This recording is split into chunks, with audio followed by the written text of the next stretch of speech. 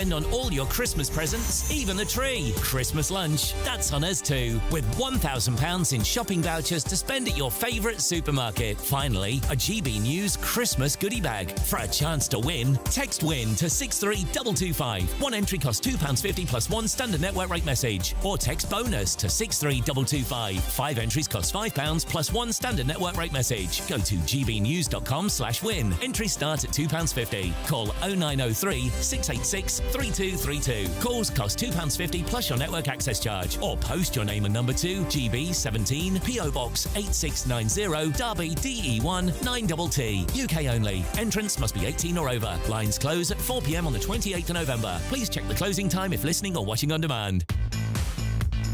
5 hosts, 5 opinions, 5 fearless debates, 5 unfiltered takes on the day's news. 5 reasons not to be anywhere else on Saturday night. This is the Saturday 5. You got me good there. Britain's biggest Saturday night TV show. It's not a bad brand. Yeah. Uncensored. Very, very racy tonight. On the unpredictable. What did she say? Can you translate it for us? And always entertaining. And how can a country go from being led by William Wallace to Saturday nights from 6 p.m. only on GB News. The People's Channel. Britain's news channel. You're going to want to stay tuned, trust me. From the school run to the home run, watch a new show for all of Britain. So he can say whatever he wants. A straight-talking show where all voices are heard. And, you know, when are we going to stop talking about smashing the gangs and actually do it? With the stories that matter from every part of our country. There's a bit of a crash landing there for your Chancellor. Bold, fearless and standing up for you. That's me, Martin Daubney, 3 p.m. till 6 p.m. weekdays, here only on GB News. The People's Channel, Britain's news channel. Westminster's full of talk, but out here, it's the real world. Am I allowed to talk then? No, that's it. This is where it matters, real people and real lives. That's what politics is all about. The fact has Trump made a good start? No. Straight answers, no spin, and just a couple of pints. How many fingers have I got up? About 10. So join me for Lee Anderson's Real World every Friday at 7 p.m. only on GB News. The People's Channel, Britain's news channel.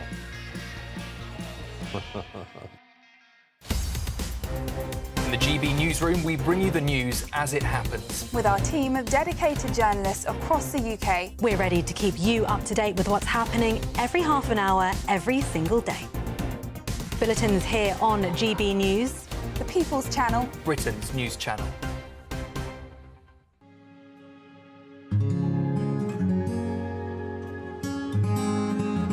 I think for far too long in this country, millions of people felt as though they weren't represented at all by the establishment media. GB News was needed because there literally was no other voice. Everyone was saying the same thing. GB News exists because there is a desperate need for fearless journalism that puts the people first.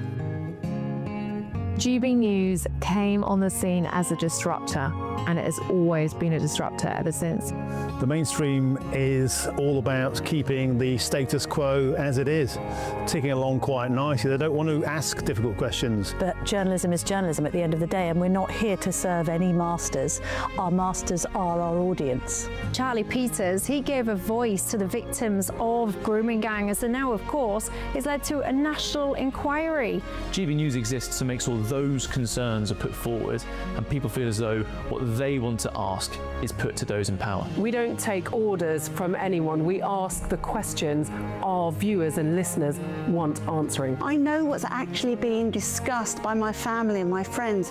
Us ordinary, hard-working British people have had enough. We've had enough. They're fed up with the same old establishment nonsense. Everything that we do is opening up conversations that others are afraid to go at. Why are you illegally bringing people into Britain? That is our job. Our job is to get to the truth. If it's important to you watching or listening at home, then it's important to us as well. That's what makes us the fearless champion of Britain.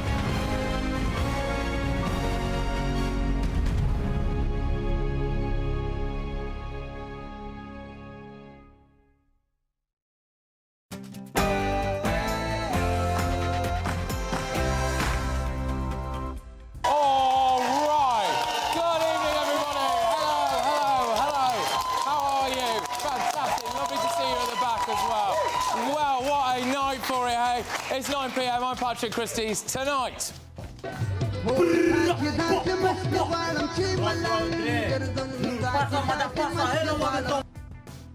Leaks footage of the illegal Afghan migrant who threatened to kill Nigel Farage, living it up behind bars. You cannot be a lawmaker and a lawbreaker. And it's time to pack his bags.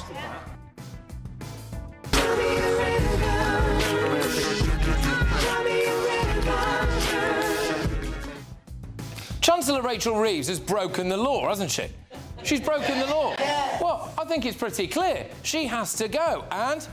I've questioned myself as to why did I go, what was I doing, and was it the right thing to do? Well, it wasn't the right thing to do, was it, Andy? But the artist formerly known as Prince Andrew is stripped, not for the first time. But should the royal family have acted sooner? Yeah. Oh, health experts are saying that it's the worst flu season for 10 years. What do people think about people who come into the office when they're a little bit ill? I don't know, but it feels a bit close to home, that, doesn't it? Anyway, plus...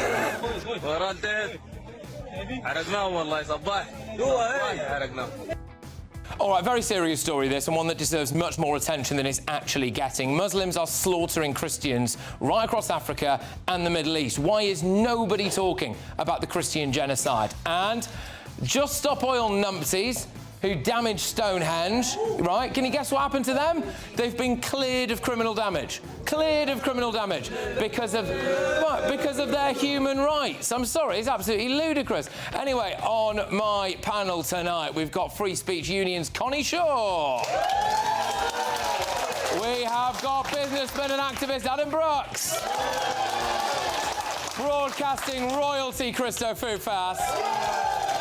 And everyone's favourite trade unionist, Andy Twelves. There we go. And I'll tell you what, I don't know if you've seen this, but Reform Zia Youssef is not holding back. Encourage you all, please, enjoy the delicious food, enjoy the beautiful wine, this incredible venue, and the hospitality of our friends at The Spectator, because soon enough, you'll all lose your seat and you will not be invited again. Well, there you go, I suppose. Anyway, get ready, Britain. Here we go.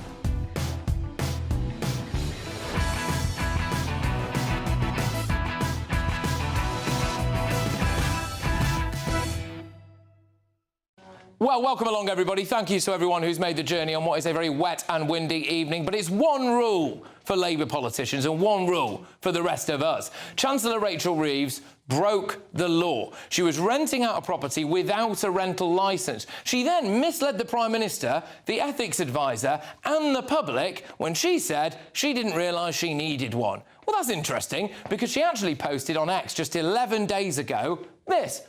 I welcome Leeds City Council's decision to expand their selective landlord licensing policy. This means private landlords in the area will be required by law to obtain a licence. Right, so then all that came out. Miraculously, she's changed her story, hasn't she? Now it's the estate agent's fault. For once, I'm on the side of the estate agents. So they said that they'd sort it, and then they didn't. Well, I'm sorry, but if that was you or me, I have a feeling that we'd suddenly find that the onus was still on us to make sure that it had been done. For example, if you have an accountant and they come up with some, clever tax scheme, well, it's ultimately you who has to pay it, isn't it, when it's found that they messed it up, just ask Jimmy Carr. But what punishment could Rachel Reeves face in the real world? What would we face, right? Unlimited fines. Upon conviction in a magistrate's court, the landlord may face an unlimited fine. Civil penalties. Local authorities can impose a financial penalty of up to £30,000 per offence as an alternative to court prosecution. Rent repayment orders. Rachel Reeves could owe 38 grand to her tenants. They can ask for 12 months' rent. Banning orders. Landlords who commit serious offences, including operating without a licence, may face a banning order preventing them from running a rental property in the future. This is my favourite, though.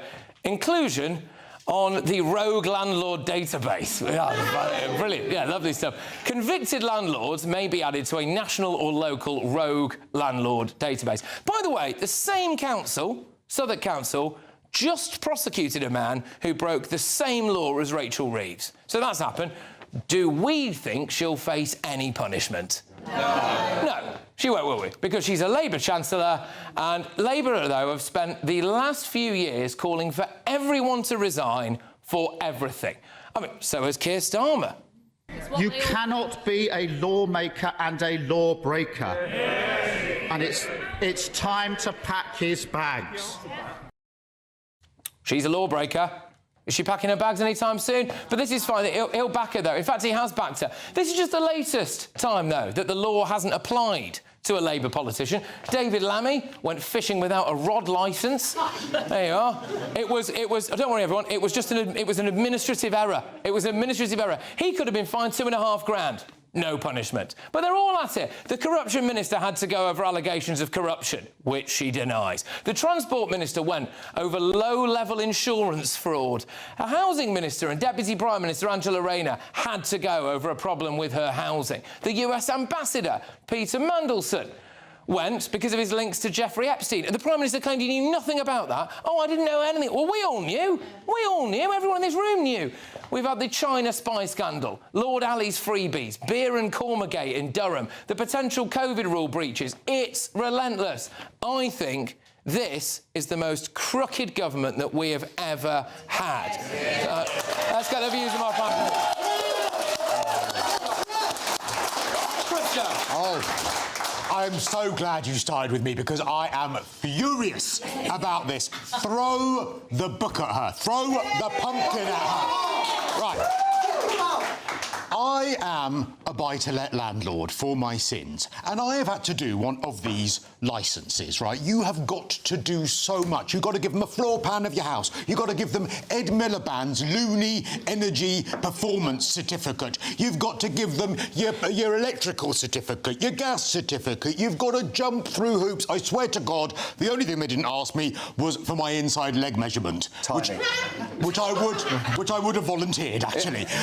So I just don't understand why. And by the way, it's all unnecessary. It's all admin rubbish, and I had to hand over £1,000 to the council, right, in order for them to give them all the stuff I had to have anyway. So it's a money-making scam, but we all have to do it. Why? Because they love admin, they love red tape, and they love hammering us. Look at the Renters Reform Bill this week. I mean, what a week it's been for landlords. That absolutely barking mad piece of legislation, which means you can't get rid of a tenant, you can't put your rent up. It's absolutely insane. Now, Rachel Reeves was endorsing this legislation. She was tweeting about it. She campaigned for it. So then she says she didn't know anything about it. So it is complete hypocrisy. She is in the wrong. Throw the book at her. But then I thought, you know what? Am I being harsh? Oh. Just before I came on air, I realised something. I had a revelation. I had an epiphany. Because I realised that the problem here is administration and maths. And of course she's no good at administration and maths, because look at our economy. She's rubbish at it. I want to go to the audience. There's a chap on the front row I think would like to make a point. So what would that say, sir? Right. The government is formed at a request from His Majesty the King. Isn't it time, having done what he's done to Andrew, to actually pull in Keir Starmer and say, dissolve this government and let's have a new...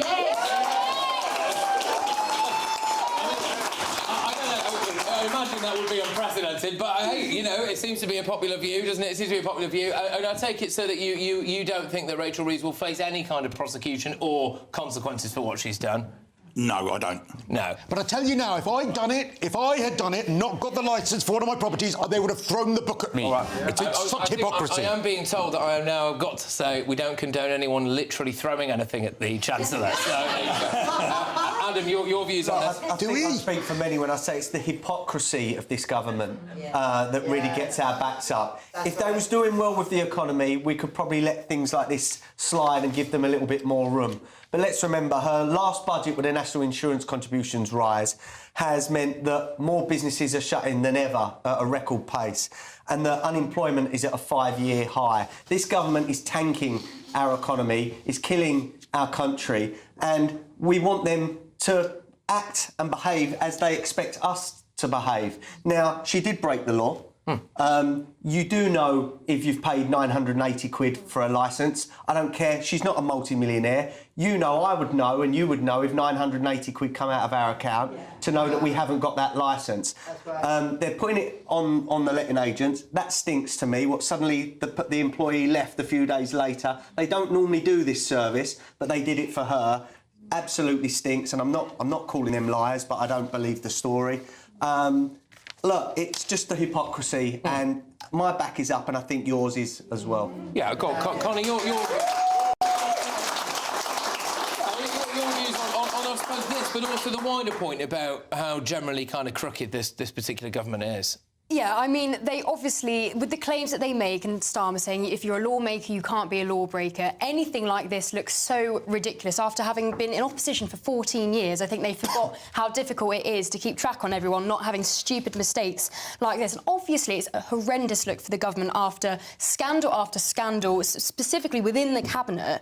I feel slightly bad for Rachel Reeves. I have a bit of a soft spot for her, but at the same time, the fact that there isn't being an investigation launched makes it seem like there's something to hide, even if you do believe what the emails are saying. But there also should be an investigation into Southwark Council. That's a Labour-run council, and as far as I'm aware, if I've got this right, this is over a year ago that she started renting this apartment out. By the time she it'd be interesting that because I believe, I'm willing to be fact-checked on this, but I believe that her sister is the MP for that particular area.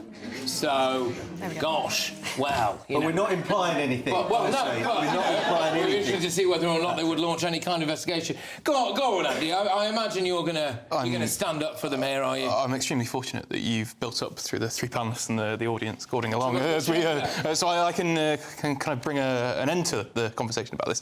I think your kind of statement that this is the most corrupt government in history is just wrong and stupid. When you listed off the things about a ROD licence, about Louise Hay doing some low-level insurance fraud over a phone when she was working over 15 years ago, you know, this, Angela Rayner's housing thing, I think when you compare it, when you compare it to, you know, even the last Tory government, those hundreds of millions that got sent to their mates for our money on PPE contracts that didn't work, people that died because they gave money to their mates to, you know, provide services that didn't work, and you say that this because David Lammy went off without a ROD licence, he's the most corrupt. So your genuine argument is look over there at the Tories, they were bad too. I'm saying the opening line of saying this is the most corrupt government is wrong. Well, it's just not true. Some of the donors that have got contracts from this Labour government over the last 15 years as well. Who? I can't name them. Well, there you go. Who? Sure, I'll be name me one donor who's got a contract. Well, just stay on this. So when, because for a lot of people it's the hypocrisy, right? So when Rachel Reeves and Keir Starmer openly called for someone like Rishi Sunak to go over what was unequivocally an inadvertent law break, which was the time I believe he turned up. He turned up early for a meeting in cabinet, and someone else presented Boris Johnson with a birthday cake, and Rishi Sunak happened to be in the room, right? They called for him to resign over that. So why shouldn't Rachel Reeves go over there? I think the precedent was he had been. I think the difference was, and you forgive me if I'm wrong, I think he'd been prosecuted by that point. I think if Rachel Reeves faces prosecution, she should resign. Absolutely. I think if she's prosecuted, she should go. But I don't think we should be. I don't think we should be bringing it forward. Literally, does she? I don't think the Chancellor wants to resign. Here we go. Literally, hang on, Christo. Hang on. Sorry, you're going to have to make way for a strong, powerful woman here. Go on. What would you like to say? I think she wants to go. I think she's actually wanting to go, and that's the only way out. She will not be doing the budget at the end of November. That's right. No. I mean, she looks very unhappy. Well, she has literally cried a couple of times. You've got the absurd situation this week, right, where the Labour supporters all this week for the Renters' Rights Bill were all saying, look, it's really important, this administration, and it's really important that, you know, landlords are held to account. Then 3 days later, they're all saying, well, actually, no, it was only a little licence, it doesn't matter, none of this actually matters. It's so hypocritical. She has to go. But let's remember... Normally, if a Prime Minister loses their Chancellor, that is curtains for the Prime Minister. Hurrah! So I would say that Keir Starmer is very reluctant, even if he wants her to go and thinks she's doing a bad job. I mean, his letter last night was quite eye-opening, the wording of it towards her, that he wouldn't want to signal that he's got a weak government. We know he's got a weak government, but that would seem... I tell you who might want to go. Mr Reeves. Poor guy. Honestly, throw him under the bus, didn't she? Honestly, poor Mr Reeves. If he's been dealing with the emails, and that's what they're claiming, and they've given... Obviously, you may believe they've all been fabricated, but if we take it on good faith, and he was dealing with the emails, it probably wasn't Rachel Reeves dealing with these emails. But don't they have pillow talk? Which isn't a Labour household's pillow talk like landlord licensing stuff? I can assure you it's not. About that? Can I just also point out that Rachel Reeves' husband is a top civil servant? So no, not that top. Well, no, but the point is that I think these are people that we assume should be across the detail. And if Rachel Reeves is about to... I'll put this to you, Connie, and we go to Andy. But if Rachel Reeves is about to, which she is, launch another budget, during which I think many people are probably going to get clobbered. We're going to talk about this later on, where is it anyone who's earning over 46 grand is now classed as a rich person, for example, is ridiculous. If she can't even, quite literally, run her own household, how can we expect her to run the budget? I get he's a top civil servant, but I probably imagine he probably wasn't quite as busy as she was moments before she went into number 11. That to me, I just think, if it wasn't her dealing with it... I've got to say one more thing, please. Sorry, but honestly, right. But it's about stupidity. How thick do you have to be that you're stood there going, oh my God, right, this new landlord licensing, I'm so happy that it's coming, and you wouldn't just think, God, I wonder if I've got one for the house that I rent out. How thick? Every area.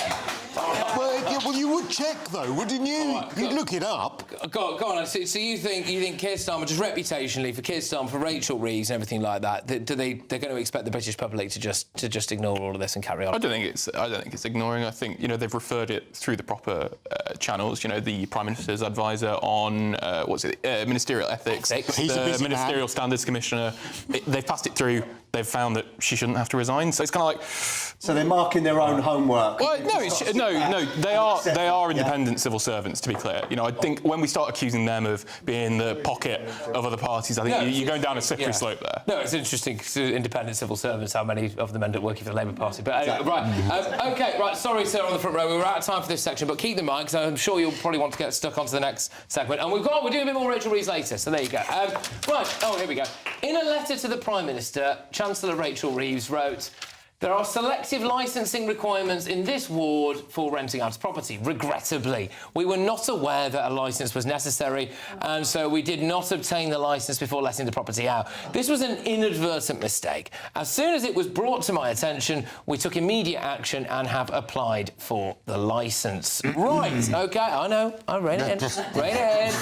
All right, lively start, love it, but you know what, it just keeps getting better and better because it's never too early to think about the festive season. And how would you like to have your Christmas on us this year? Is this a new Great British giveaway? It is! Oh, fantastic. Oh, I'm excited now. It's a bit over the moat at home. I haven't said that. Let's see what happens here. So, it's £40,000 in tax-free cash, and you can have the Christmas of your dreams and £1,000 to spend on a luxurious Christmas lunch and a Christmas-themed GBNews goodie bag for under the tree. And the best news, you can all get it in time for the big day. Here's all the details how you could be in it to win it. We're giving you the chance to win your entire Christmas this year paid for by us. First, we'll give you an incredible £30,000 in tax-free cash, so you can have a brilliant new year. Then we'll give you a further £10,000 cash to spend on all your Christmas presents, the decorations, even the tree. Christmas lunch, that's on us too, with £1,000 in shopping vouchers to spend at your favourite supermarket. Finally, a GB News Christmas goodie bag. And the best news? You'll get it all in time for the big day. For a chance to win, text WIN to 63225. One entry costs £2.50 plus one standard network rate message. Or text BONUS to 63225. 5 entries cost £5 plus one standard network rate message. Go to gbnews.com/win. Entries start at £2.50. Call 0903 686 3232. Calls cost £2.50 plus your network access charge. Or post your name and number to GB17 PO Box 8690 Derby DE1 9TT. UK only. Entrance must be 18 or over. Lines close at 4 p.m. on the 28th of November. The winner may be contacted live on GB News, week commencing the 8th of December. Please check the closing time if listening or watching on demand. Good luck. OK, look, when we come back, I wanted to cover this because I really do think this is a very serious story that needs much more attention than it's getting anywhere else. Muslims are reportedly slaughtering Christians. Why is nobody talking about the ongoing Christian genocide, not just in Sudan, but across Africa and across the Middle East? Stay tuned.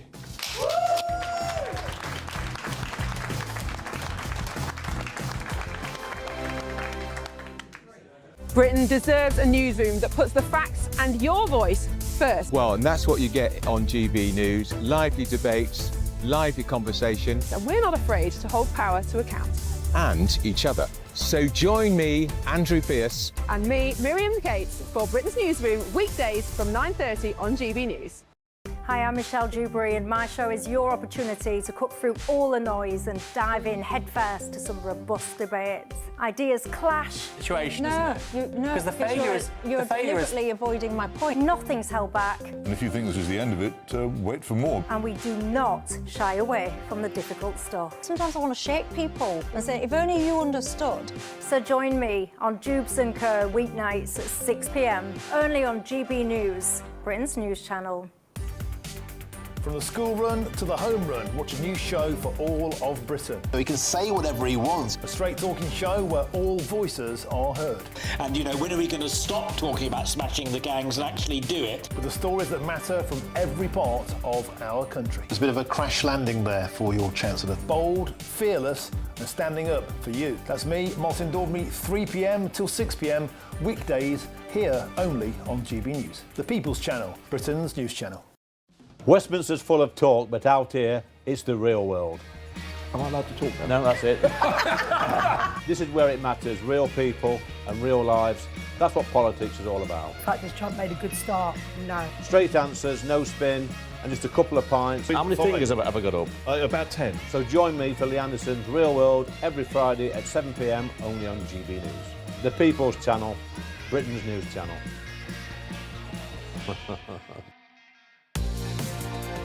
Mornings don't have to be tiresome, especially if you have the right company.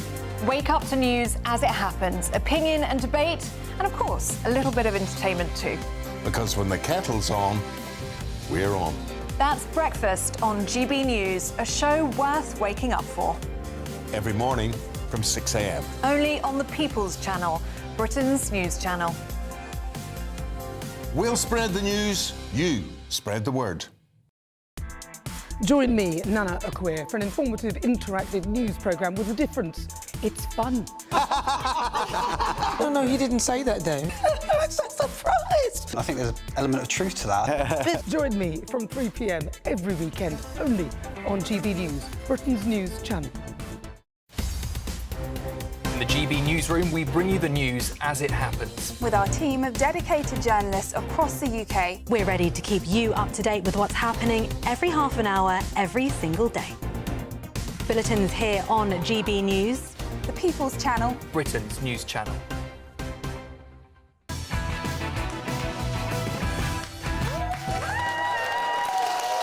Welcome back, everybody. Thank you to my wonderful live studio audience. Now, look, I make no apologies for this. It is a very serious story, but I think it's one that needs more coverage. There is a genocide taking place against Christians. Christians are being slaughtered across the Middle East and Africa by Islamists. And why aren't people talking about it? Why aren't there protests in the streets every weekend? Probably, dare I say it, because it's not Israel or the Jews who are doing it. It's happening in Sudan.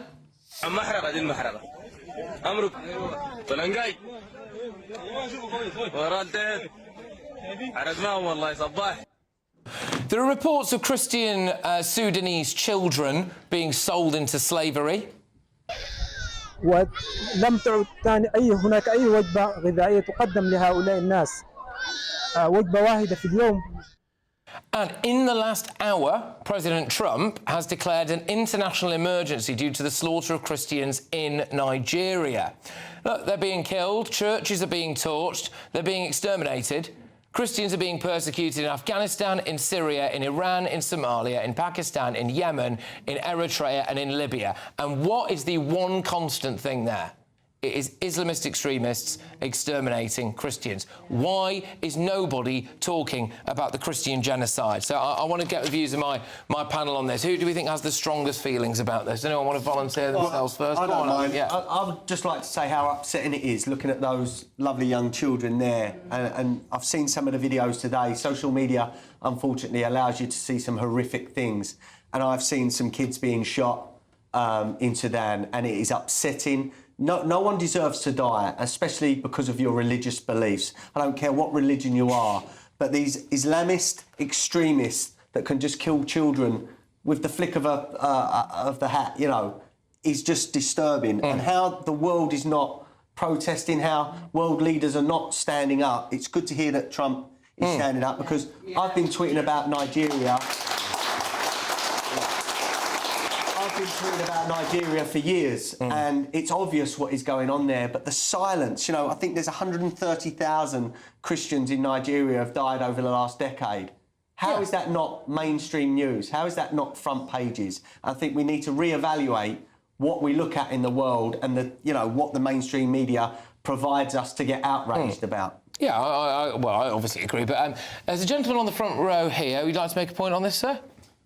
Yeah, I think any genocide is evil, to be honest, regardless of what religion.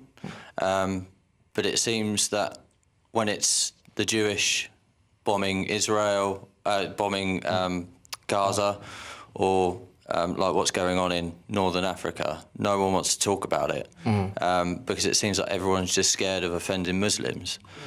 They say Islam is a religion of peace. And majority of Muslims are lovely, admittedly, but you get the extremist side. But what frustrates me the most is we're all sat here talking about that, but then no decent Muslim will come out and defend that as well. You don't feel like it happens enough? Because obviously sometimes they do, but maybe more absolutely. public. I mean, I'm a Catholic, so I'm a practicing Catholic. I'm a Christian. So, you know, my mum's Irish, and back in the 80s and 90s when the IRA were bombing London, my mum and myself, I was quite young then, but, you know, we said that was wrong. Okay. But you don't get that the same when it comes to Muslims. Okay. All right. What do you think about that? So I think in terms of the point about people protesting on the streets against Israel and the genocide in Gaza, as someone who's been on those marches, I'm not ashamed to say it, I think the key point of why people like me don't go out and demonstrate against genocides like that in Africa, in Nigeria, in wherever, is because our country doesn't have diplomatic relations with the terrorist groups that are doing it in Africa. I think that is the genuine reason. So there isn't a policy answer that is simple for people to protest on. It's quite a complicated kind of process around humanitarian aid, about investing in the strong kind of groups in that area to stop the genocides. Whereas with Israel, we do have diplomatic relations and we can, you know, protest and do something about Connie, it. do you agree with that assessment? I do think it's a completely valid point, and I accept that was, you know, I know that's one of the reasons. However, I think we need to remember that on the evening of October 7th, there were people in London celebrating. This isn't just about, it's not just about policy. I completely take your point, and people like you, absolutely, I get it. But there are people in this country and around the world who just hate Israel because they view Israel as falsely as an ethno-nationalist state. That's what lots of young people say to me, that they believe that it's a Jewish supremacy state. They've never been there. They don't understand that when you go, 20% of Israel's population are Arab Muslim, which is 4 times higher than our proportion of Muslims in this country. And it's true that Christians are specifically being targeted in Northern Africa and in the Middle East for their religion and race. And I remember when I did GCSE religious studies, my teacher saying that actually Christians are one of the most persecuted religious people in the world. And Statistically, they are. I thought, really? I didn't believe her because I'd never learned about it. I do think it is a good point that it's obviously a very sensitive issue talking about the ideology behind Islamism. It's a very touchy subject. And it is very concerning that, according to the Henry Jackson Society, 1 in 4 British Muslims in this country do not believe that Hamas committed rape and murder on October 7th. Even as far back as 2015, 27% of British Muslims had sympathy with the Charlie Hebdo attackers. So it's a very touchy subject, and ultimately, Israel has double standards. They're expected to behave in a Western way in war. We see war as being something that we need to behave in a very moral way, which Israel is doing, but ultimately Israel is surrounded by Arab countries who hate it, who do not perform in that way, and they're expected to combat someone like Hamas, which operates in a way that we would never imagine, and the West do not understand that. Well, I think that's because they are a recognised country. You know, Hamas are a terrorist organisation. Anyone with a brain would go, they're a terrorist organisation. Country by us. Who are? But no, the Palestinian Authority, the recognised authority in Palestine. But the issue is we can't compare Israel's actions and the kind of authority that we hold over Israel's actions to terrorist organisations. Yeah, well, we expect significantly less of terrorist organisations. Let's bring it back here a little bit. Sorry. Pays Palestinians to kill Israelis, pay to slave. I just want to bring it back here because Chris, the main point I'm trying to. Okay, guys. Okay. The thing it's the thing that you're not allowed to mention, isn't it? And that is radical Islam. And when radical Islam is responsible for something, there is far less of an enthusiasm to talk about it and call it out. In fact, we end up talking about Islamophobia instead, or needing to be, kinder to the Islamic community. Now, that is not to say, you make a really fair point. Of course, it's radical Islam that's the problem, not Islam. But that's always what we end up talking about. And because the sort of Christian faith, it's not as perhaps fashionable to these days defend it, because it's something that is on the wane, because it's something that is also traditionally British. Of course, we're not allowed to be proud of it, we're not allowed to defend it, because that's the way things are anymore. And by the way, we do have strategic diplomatic links with Nigeria, and arms that are being used on the Sudanese in the Sudanese genocide are British made. I completely agree that we should be. I agree that we should be de-investing from the British arms industry. I completely agree with you. I completely agree with you. Your point was that it's because of the fact that there are UK arms and there's a UK involvement in what's happening with Israel, is why the protests are taking place to try and foster change. Well, it's happening in Sudan and Nigeria. In Nigeria, I do believe it's the Yoruba people who don't consider themselves as part of Nigeria. What about they can China? see themselves as a. What about in China? What about diplomatic relations with China? Okay, they're committing a genocide against Uyghur Muslims over there. But I think there have been thousands of marches against the Uyghur genocide. Selective outrage. There have been thousands of marches against the Uyghur. I've got many Muslim friends, and they are scared to speak out against extremist Islamic terrorists. Okay, they have no support, and they would never support any of these things that happen. But they do admit they cannot speak out because people that are extreme in that religion will come for them. All right, guys. So we're going to move on, but yeah, look, I just wanted to highlight it because I know it's a bit depressing and bleak, to say the least, but I don't think it gets enough coverage. There is, and in terms of numbers, the Christian genocide is probably the worst thing that's taking place in terms of numbers right now. Next up on the show, though, health experts apparently say this is going to be the worst flu season for 10 years. So I find it ridiculous because presumably that includes COVID, which we were told was the worst thing ever. But anyway, what do you think of people who come to work when they're a bit ill? We'll have no, fair enough. All right, well, we'll have a debate on that when we come back. Stay tuned, everybody.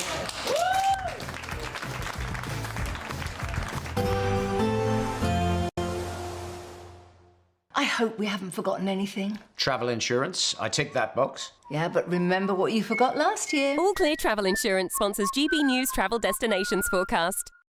Looking across the southern parts of Europe, and whilst many areas are going to be mostly fine tomorrow, there is a bit of rain around. Across parts of Greece, it's going to be fairly wet, especially towards the west. Also a bit of rain pushing into far northern parts of Italy, some snow over the higher ground. Southern parts of France looking pretty wet as well. And whilst much of Spain and Portugal's looking generally fine tomorrow, as we go into the beginning of next week, there will be some wet weather pushing into western parts of Iberia. See you later.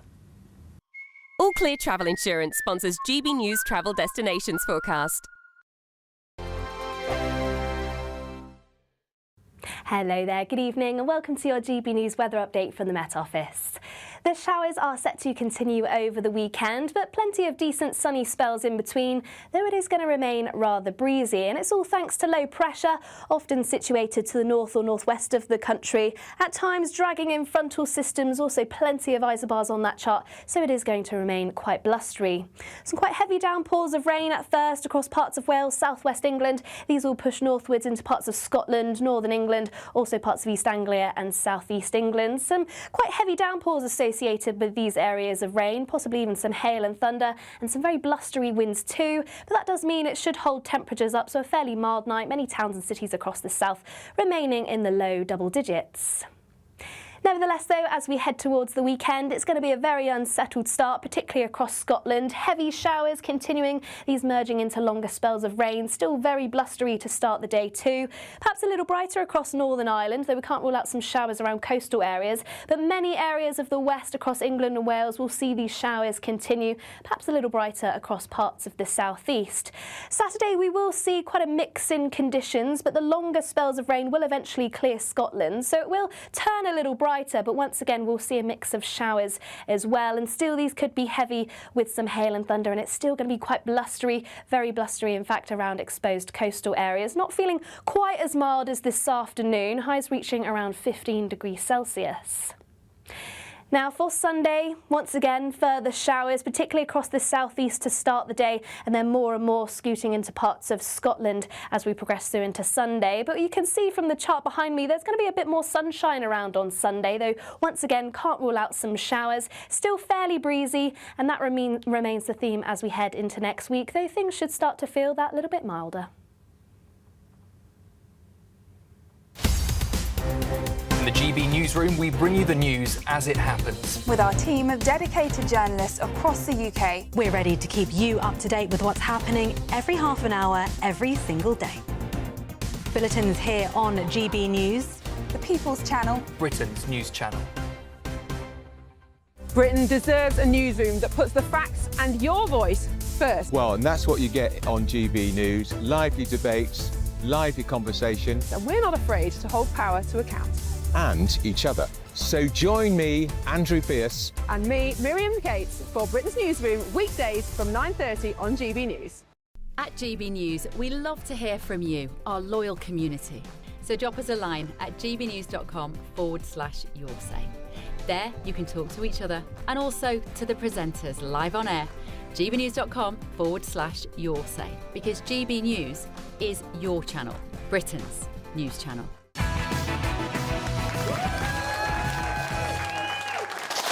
Wow, good stuff. I am loving this audience tonight. Thank you. So experts are sounding the alarm over an unusually early flu season in Britain. Sir Jim Mackey, Chief Executive of NHS England, has warned that A&E departments could experience record demand during a prolonged and difficult wave of flu. Can I just say, we get this every year, don't we? But anyway, according to the Health UK Security Agency, cases are 3 times higher than usual for this time of year. Early analysis says it could be the worst flu season in a decade. So I want to know, OK, if it's OK to just toughen up, come to work if you started to get a few symptoms, whether it's flu or a bit of a cold. Now, I just want to declare a bit of a personal interest in here, because yesterday I succumbed to the dreaded man flu, and one of my colleagues wasn't shy about telling me that I'd passed it on. So Express columnist and regular on this show, Carol Malone, tweeted this: "So now you're taking time off after giving me whatever you have. Get well soon. Hopefully I will too." Carol. Well, I'm not sure she's joking. Anyway, I've not actually heard from her, so hopefully she is all right. But anyway, look, I wanted to know, do you think it's wrong to come to work if you've got symptoms? Adam? Look, I think most people know if you've actually got the flu, you can't get out of bed. Yeah. You can't work. Now, if you've got a cold or COVID, there's every chance you can walk about and you can work. And at the end of the day, my kids had the sniffles last week and they were still at school. I don't want them to miss education because they've got a runny nose or a little cough at the end of the day. We're not that weak of a nation that we should do that. But again, let's clarify. Flu, you cannot get out of bed. Right. So you had a cold. I did. I did. Right. No, also, can I just clarify something as well for me? I wasn't really that ill. The problem for me is if my voice goes, then really, you know... We're all relieved. There you go. One thing I do want to say, though, if flu is going to be that bad, it's normally the really elderly that pass away at this time of year. And our doctors are striking. Now, how many lives are going to be lost because of their greed? Well, there you go. In fact, November, I think it's November the 5th. I think they're going on strike for a week or something. There's a lady here on the front row. Would you like to make a point about this? Go on. Well, actually, Adam took the words out of my mouth. I was going to say, if you're that ill and you have flu, you can't go to work anyway. OK. So you might have symptoms, but maybe, soldier on. But if you've got the flu, you're totally debilitated. Do you know, is this conversation going the way you thought it would? That everyone's basically rinsing you for being completely... Oh, no, I want to know if people think that it's really, really powerful, because it's tricky, isn't it? Because sometimes, you must have this, sometimes you're, like, ill enough to maybe call it in, but you don't really want to take the day off. It depends what job you do, as well. Because if you work outside, you're fine, you're probably not going to be in a confined airspace with other people, so you'll be OK. But if you're in an office, it's a bit different. Especially if you're presenting on telly, you don't really... Yeah, quite, I don't want to make it all about me. Andy, you're a trade unionist. I am a trade basically, unionist. that means you take as much time off work as possible. Well, I think people should be entitled to their fair share of leave. Sick pay every day. Now, I would like to say on this subject, I pride myself in spreading as many of my germs as possible to as many people as possible. I'm a hugger, aren't I, Patrick? That's one word for it, yeah. Yes. I'm a hugger and I'm a thruster, and sometimes that means my germs are spread around. Now, the good thing about that is that we all get a little bit more resistant. Yeah. So I'm doing the sort of... And actually, I think we all need to be a little bit like that, because these sorts of stories do my head in, because it's a little bit of a snivel. Try being freelance and not getting paid. You would drag your carcass into work every single day, and that's what you do. Yeah, Patrick. You know someone, because I posted a picture of that, and I said, I'll post a picture of my son. I said, at least I've got this little guy to keep me company. 2 people have reported me to social services. Yeah, they've reported me to social services for having a cough and being near my own son, right? Which is ridiculous. Yeah, seriously. So I look forward to that knock on the door. Anyway, that's because of COVID and the propaganda that this government put out, or the last government put out, warped everyone's brains and put the fear of God into everyone. That's right. That is why. There is a point there which might move it on slightly, which is about this doctor strike that we're getting. So, I mean, if the head of NHS England is coming out and saying we are genuinely, if you believe it, that's one thing, we're genuinely about to have the worst flu epidemic for 10 years, should he not also be coming out and saying the doctors shouldn't be striking? Yeah, I think that is his position, in fairness. I don't think the chief executive of NHS England is pro the doctor strike. I think that's the two sides there. I don't know. It is the NHS management, of which the chief executive is, and then the hard-working doctors. Those are the two sides of the strike. He could have tacked it on at the end, though, to be clear. He could have said, in light of the fact that... He may well have done. You only read a brief statement from him. It's the only statement I've seen, but go on, Colin. I'm not across the details of the potential strike, but when I heard that they were going to strike at this specific time, I did think, really, I mean, how can you... I'd find it quite morally tricky to make that decision. I do think this is a little bit of woke nonsense. Obviously, the legacy of the pandemic means we're all much more worried about what we might be spreading, and maybe it is COVID, we don't know, because it's still knocking about. I know some people who have had it. But at the same time, like you were saying, Christo, especially children, if we teach children that you can't be around other people when you have a bit of a cold, then that is going to scare the living daylights out of them, and their immune systems are going to be absolutely rubbish. So, no, we don't need to be so alarmist about this. And like you say, Patrick, we seem to get this every year, so it's hard. Yeah, it's every year. And it used to be, just look after the vulnerable if there's a bit of, flu around. But now, it's the worst it's ever going to be. It is, it's what is it called? A flunami is what it's being called now. I mean, it's true. It's not a flunami. A flunami. I mean, every year it's the worst it's ever going to be, and it's, for goodness sake. One thing I want to ask Andy, you said about the hard-working doctors. Yeah. Do you back their strike? Yeah. Absolutely. Even though they knew the pay structure before they got into the job, they knew what they was going to get paid, and they've already had a 29% pay increase. Yeah. Well, 29% pay increase 2 years ago because they didn't get a pay increase for the better part of 10 years. No, because that's an average 2.9% for one of the most essential jobs in our country. But they knew that. If they are this essential, if the weight of the public's health is on them, are they not worth the extra 3% they want paying? Come on. Come on. 3% is what they want. Come on. Before they took the job. Absolutely. Nurses absolutely should be paid more, Comrade. I absolutely agree. Comrade in the back there, I completely agree. It's fantastic. How many lives being lost because of their strikes is okay? It's on management. It is on management for refusing to come to the table. Do you know the reason the strikes have happened? It's because management and the DHSC have refused to come to the negotiation table. That's the reason the strikes have happened. It costs them money every time. Who pays for all these pay rises? The strike wouldn't happen if they hadn't withdrawn from the negotiation table. They're going to cost lives, and you know that. Well, then, if they're that important, they should pay them the extra 3%. You're backing they should pay them the extra 3%. The extra 3%. You are in favour of death. Yeah, the pro-death comrade. The pro-death comrade. Right, OK. Thank you very much, everyone. Another lively section. When we come back, does everyone remember our old friends at Just Stop Oil, right? The ones who... Boo. Yeah, they like this colour orange. They like this colour orange so much, they desecrated Stonehenge with it. Well, they went to court, and actually, you might be surprised about what happened. Don't move a muscle. See you in a sec.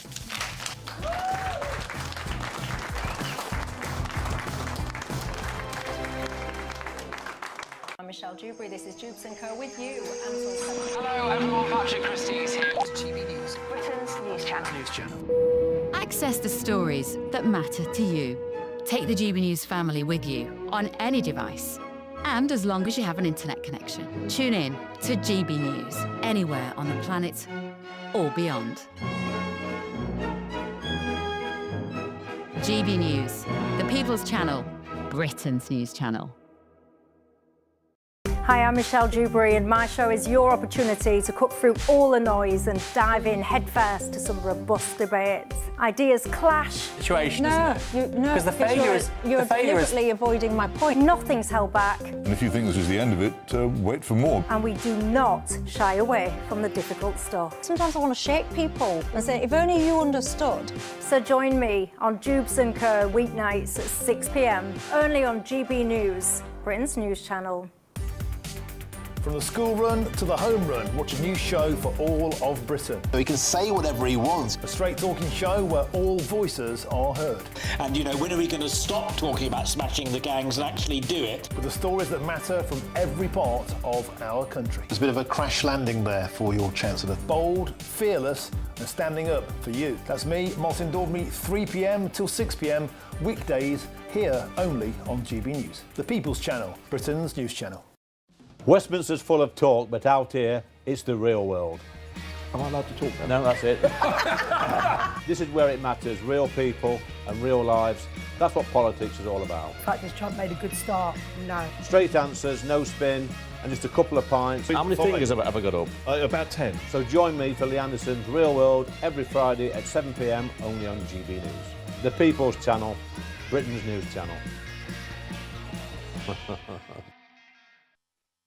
You want to know what's really going on in the corridors of power? Labour don't know what to do with you half the time, and that makes you quite lethal in the chamber. Get behind the headlines with Chopper's Political Podcast. Join me, Christopher Hope, as I sit down with the great and the good of British politics. We'll see where this ruling takes us. These are the stories shaping our nation. Chopper's Political Podcast, available now on all platforms. Listen in and stay ahead. Decisions made in Washington aren't just shaping America, they're shaping Britain too. From migration to global security, from crime to health.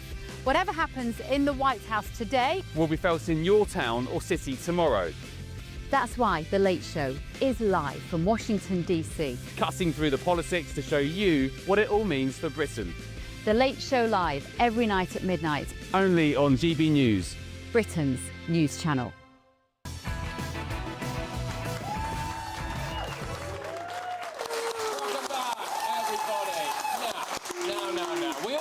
The three people who sprayed Stonehenge with orange powder, haven't we? The Just Stop Oil Brigade. Remarkably, they have just been cleared of causing a public nuisance. They denied all the charges of damaging the ancient monument. Have we got? I think we've got. Can we play some footage of this? There it is. Right, look at that. There you go. I mean, it's pretty cut and dry, isn't it? You turn up to an ancient monument, you desecrate it, all in the name of just stopping oil, and there you go. How can that not be a criminal offence? Disgracefully.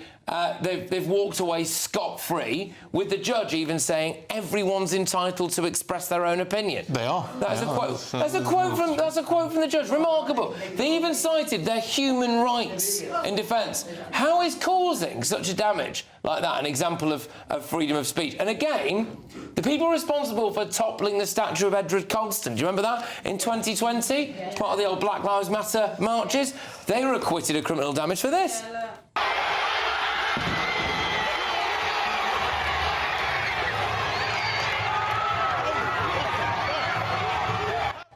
Well, well, it's not guilty, everybody, apparently. Similar vein as well, Ricky Jones, the Labour councillor, who's recently been found not guilty by a jury of his peers for allegedly encouraging violent disorder. They are disgusting, nasty bastards, and we need to hold their throats and get rid of them all. Well, there we go. And, yeah, I mean, it's just good grief. So, I mean, I'm sorry, but I am just asking, is this an example of two-tier justice? Does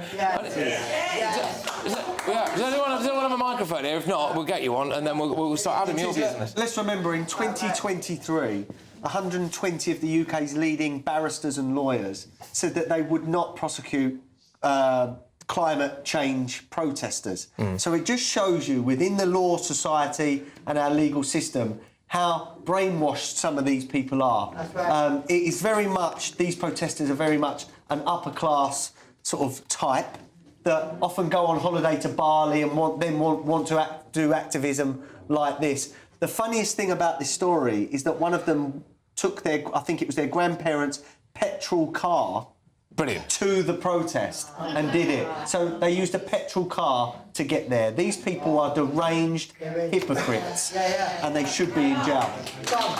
There's someone, I'm being told someone has grabbed the mic. Sir, hello, welcome. Good evening, everyone. Good evening. Good evening. My worry about this decision today, this gives the green light to every protest group to damage, and my worry is with the Remembrance Sunday coming up, and our statues, our veterans, our war memorials. That's my worry. Great point, sir. I think I think that your point is unfounded, that every protester is now going to have this defence, because I guarantee you, had it not been an orange Just Stop Oil logo, and it had been a union flag instead, then there would have been a prosecution. Because, of course, when it's that sort of protest, then everyone's far right, they'll prosecute you in seconds, and it's absolutely terrible. So, Andy, if I turn up to whatever trade union it is you are a member of... the GMB union, good, phenomenal union. So if I'm going to turn up to wherever your head office is, right, and I'm going to spray the front of that orange, OK, and I'm just going to keep spraying it. I'm going to ruin it. People are going to have to turn up and clean it, OK, and I won't be prosecuted for that, will I? Is that all right? This is an unfortunate analogy because the colours of the GMB union is orange, there you go. Which is an unfortunate part of this analogy. But I think one thing to make clear about this, which Connie only told me, so I'm stealing her pointer, it was a jury trial. It was a jury trial, like Ricky Jones was a jury trial. Lucy Connolly wasn't a jury trial. Like, I think it's difficult to compare these different types of trials. But is that not... Well, I don't think we should be we're going to abolish juries. I don't think that is... But then isn't it about the defence, then? Because they mounted a defence that was based on human rights, and that was because of the Human Rights Act and the European Court of Human Rights. Go on, Connie, your business. I do not think that Article 10 and 11, 10 being about free speech and 11 being about peaceful protest and association, should be used to defend vandalism. I agree, we should not be getting rid of the jury system, but the difference here is that it's very hard to defend the claim that there isn't two-tier justice when the public can see people like Lucy Connolly not only ending up with a sentence that's 2.5 years, but remanded in custody. These people weren't remanded in custody, they were granted bail. Yep. Jamie Michael, similarly, remanded in custody for over 2 weeks, acquitted by a jury in 17 minutes. The same with Ricky Jones, he was acquitted by a jury. So we'll always come back to this Lucy Connolly case. Of course it was different, but this is actual damage that I cannot believe people have decided to use, that their defence was about... I mean, it's really just taking... Well, I mean, clearly the solicitors and the judge thought it was a fair defence. But you just said it was a jury trial. Well, I mean, the judge wouldn't have ruled... I mean, that's part of the ridiculous of it. I mean, clearly legal professionals thought it was a sound argument. If I went to the Bell Hotel in Epping and spray-painted my name or whatever on the Bell Hotel, I would be in prison. Sorry. All right, look, again, thank you very much, everybody, for this. The reason why I just wanted to leave a little bit more time is because I am about to bring you a television exclusive.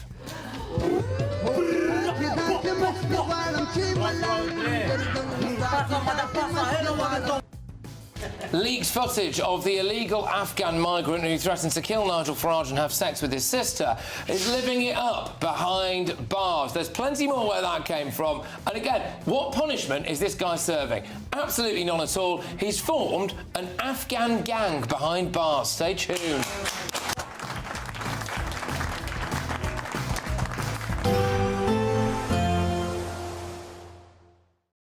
Expect warm spells with the odd rude interruption. Box Boiler sponsors the weather on GB News. Hello there, good evening and welcome to your GB News weather update from the Met Office. The showers are set to continue over the weekend, but plenty of decent sunny spells in between, though it is going to remain rather breezy. And it's all thanks to low pressure, often situated to the north or northwest of the country, at times dragging in frontal systems, also plenty of isobars on that chart, so it is going to remain quite blustery.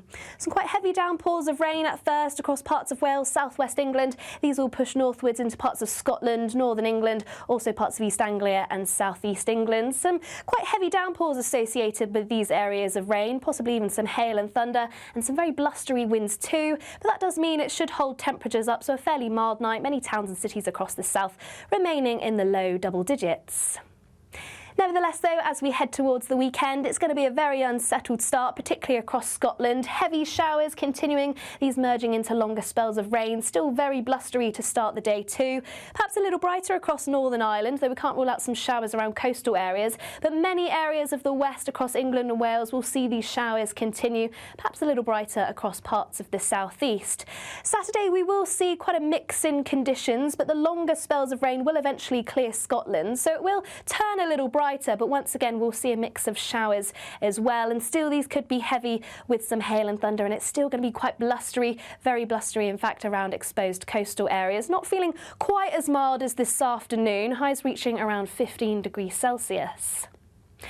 Now for Sunday, once again further showers, particularly across the southeast to start the day, and then more and more scooting into parts of Scotland as we progress through into Sunday. But you can see from the chart behind me there's going to be a bit more sunshine around on Sunday, though once again can't rule out some showers. Still fairly breezy, and that remains the theme as we head into next week, though things should start to feel that little bit milder. Expect warm spells with the odd rude interruption. Box Boiler sponsors the weather on GB News. We could be delivering the perfect Christmas to you this year. There's £30,000 in tax-free cash to make 2026 the best year yet.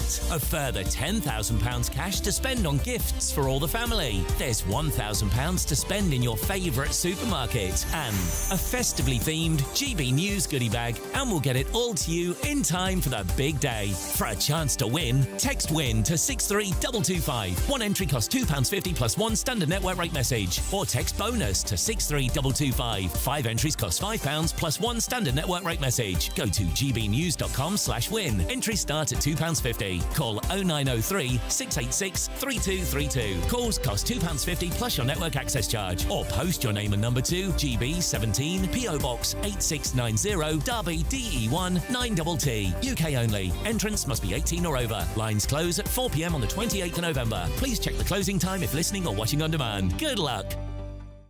Hi, I'm Michelle Dewberry, and my show is your opportunity to cut through all the noise and dive in headfirst to some robust debates. Ideas clash. Situation, isn't it? Because the failure is you're deliberately avoiding my point. Nothing's held back. And if you think this is the end of it, wait for more. And we do not shy away from the difficult stuff. Sometimes I want to shake people and say, if only you understood. So join me on Jubes and Co weeknights at 6 p.m. only on GB News, Britain's news channel. Join me, Nana Akwe, for an informative, interactive news programme with a difference. It's fun. No, he didn't say that, Dave. I'm so surprised. I think there's an element of truth to that. Join me from 3 p.m. every weekend, only on GB News, Britain's news channel. From the school run to the home run, watch a new show for all of Britain. So he can say whatever he wants. A straight talking show where all voices are heard. And, you know, when are we going to stop talking about smashing the gangs and actually do it? With the stories that matter from every part of our country. There's a bit of a crash landing there for your Chancellor. Bold, fearless and standing up for you. That's me, Martin Daubney, 3 p.m. till 6 p.m. weekdays here only on GB News. The People's Channel, Britain's news channel.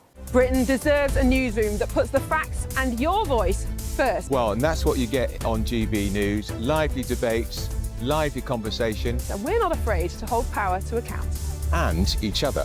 So join me, Andrew Pearce. And me, Miriam Cates, for Britain's Newsroom, weekdays from 9:30 on GB News. At GB News, we love to hear from you, our loyal community. So drop us a line at gbnews.com/yoursay. There you can talk to each other and also to the presenters live on air. gbnews.com/yoursay, because GB News is your channel, Britain's news channel.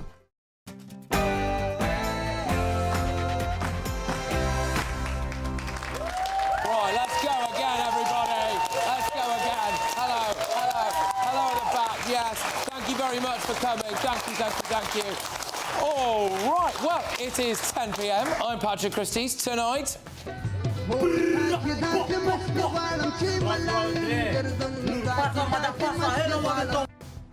I've got leaked footage for you of the illegal Afghan migrant who threatened to kill Nigel Farage, living it up behind bars.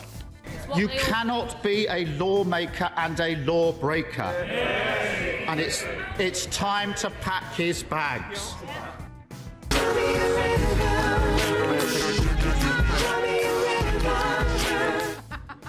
God, just sorry, breaking news. Oh no, Rachel Reeves is still broken the law and Labour is still full of hypocrites. There we go, OK. Oh, she has to go, she has to go. And... I've questioned myself as to why did I go, what was I doing, and was it the right thing to do?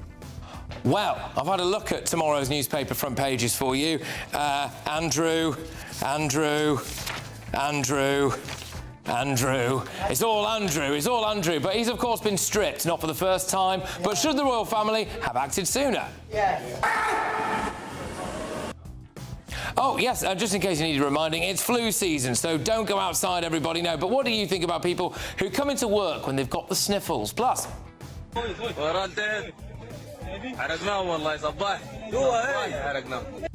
Yeah, well, Muslims are slaughtering Christians. Why is nobody talking about that Christian genocide? Plus, well, there was the Just Stop Oil numpties, wasn't it? They have damaged Stonehenge. They've been cleared of all criminal damage. Little bit of two-tier justice, I think. On my panel tonight, we have got the Free Speech Union's Connie Shaw.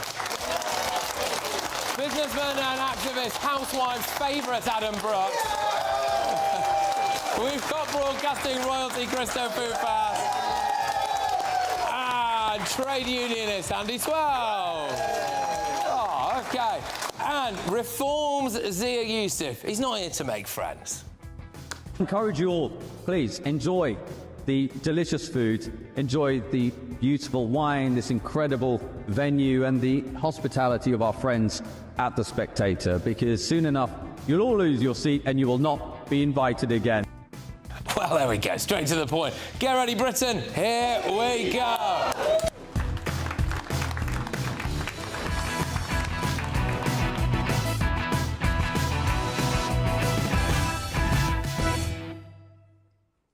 Leaked footage of the gun-obsessed illegal Afghan migrant who threatened to kill Nigel Farage. Next. In fact, we're doing it right now. So there we go. Right. Do you remember the gun-obsessed illegal Afghan migrant who threatened to kill Nigel Farage and have sex with his sister? Yes, Madha Passa. Earlier this month, he was jailed for 5 years for those offences. Now, at the time, Nigel Farage said this. The fact is that in 18 months' time, this violent criminal, somebody with 17 convictions in Sweden, in 18 months' time, he will be in this country, living in a house of multiple occupancy or a hotel. He'll be free to walk the streets whilst his asylum claim is being judged. Well, tonight, I can reveal that Madha Passa seems to be very much enjoying his life in prison.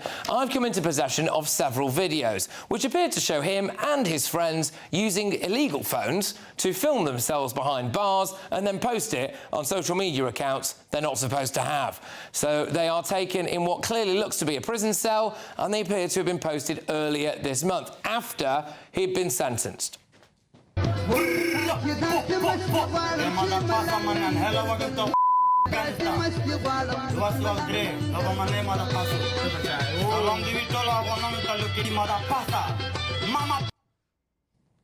And there's more.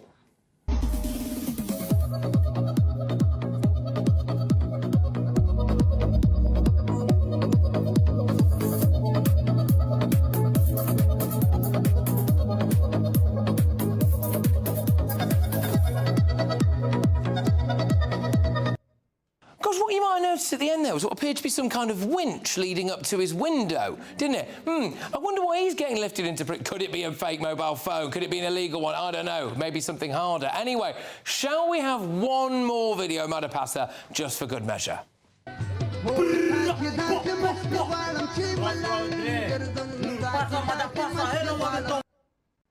Yeah, so he's part of now an Afghan gang behind bars in prison, so that's worked out really well. Why is this guy still in Britain? Seriously, why? He's not being punished, is he? I mean, this comes in the same week that it's emerged that you paid for an Ethiopian child sex offender 500 quid just to go back to Ethiopia. I mean, that's actually about a year's salary in Ethiopia, by the way, so he's done rather well out of his little trip to Britain, and we've still not deported the bloke who we sent back to France under the so-called one-in, one-out scheme, only for him to come back again on a small boat. He's still in Britain.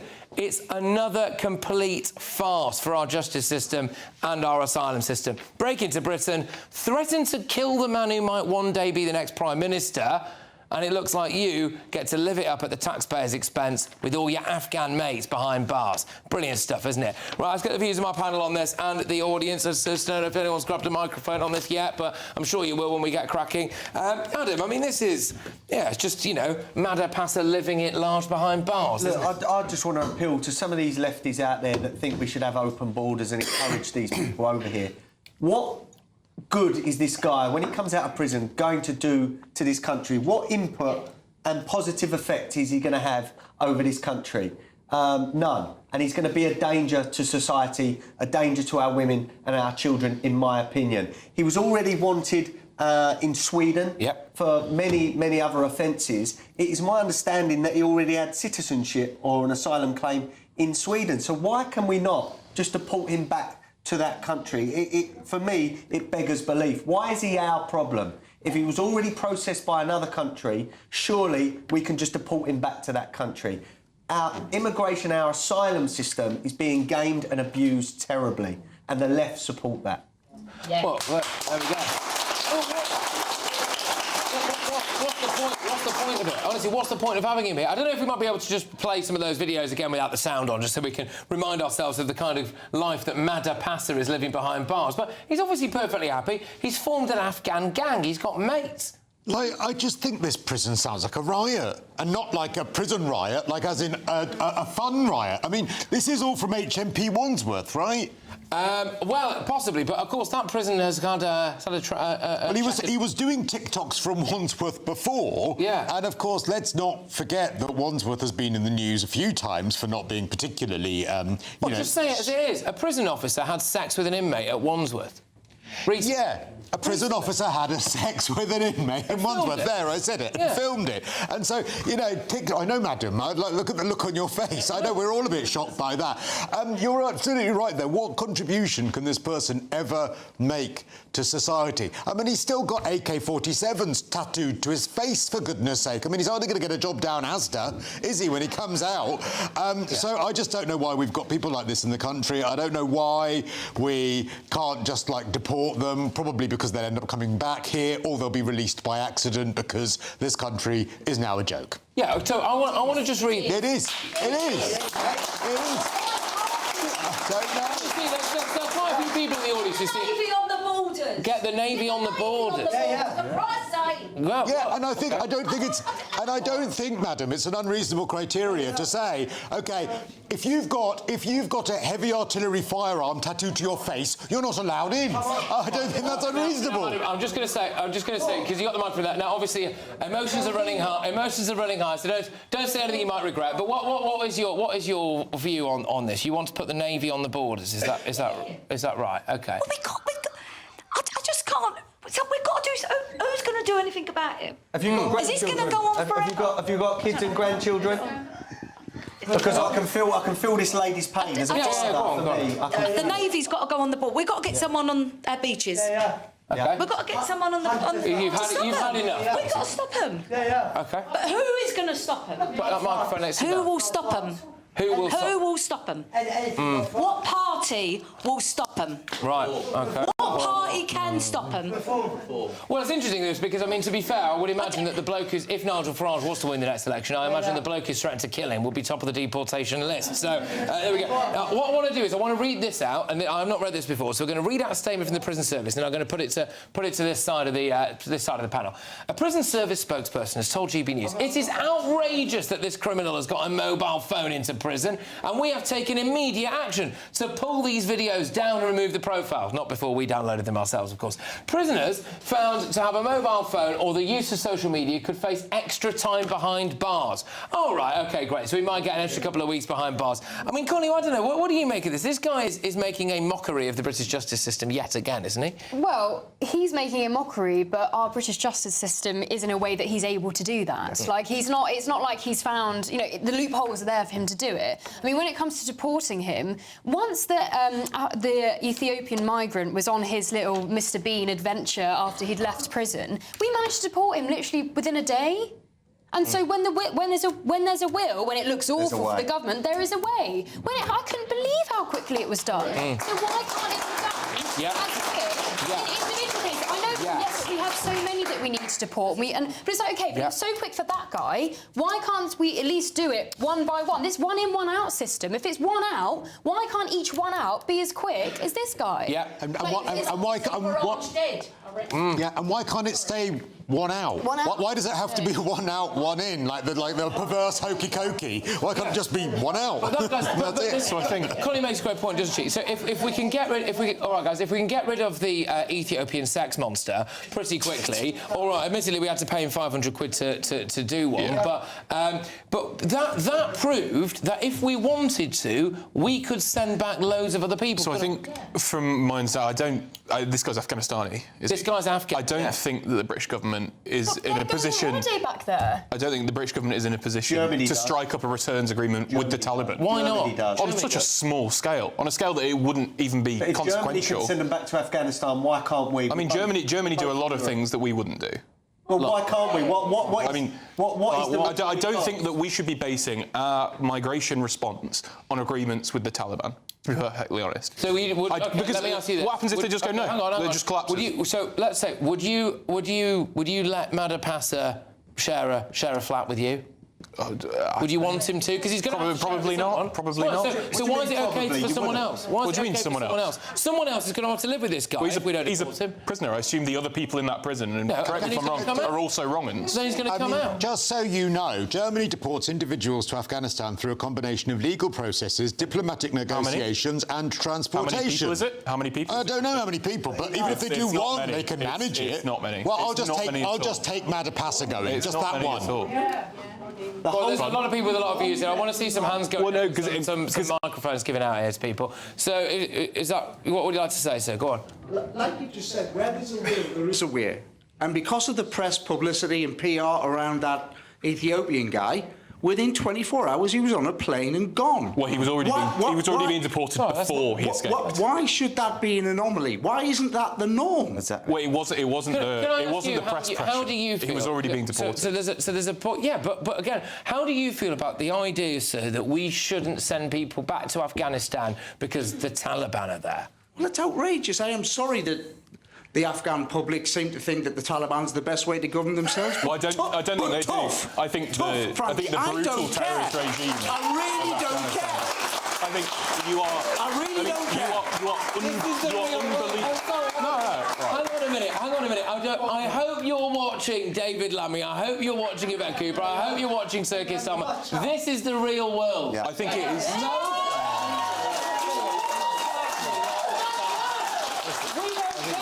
If you're from Afghanistan, you're going back to Afghanistan. Listen, Patrick, I think on the point, it is absolutely ridiculous to suggest that the Afghanistani people had elected the Taliban. No. They were a terrorist group that took over. They kill and rape women. They continually take it over. They have never been voted for. Place since 1979. They were not voted back into power.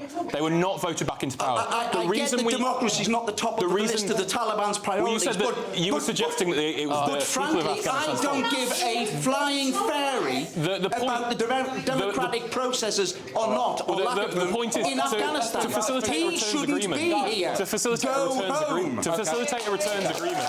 You need. I mean, there's no point having. You know, we can shout and we can shout and we can shout and we can get emotional. There is no point having the conversation if we're not going to listen to what the actual reality is. You need to have valid governmental relations if you're going to have a returns agreement. We cannot set one up with the Taliban. I am emotional because we cannot set one up with the Taliban. I've got to bring up 2 daughters in this country in the next few years.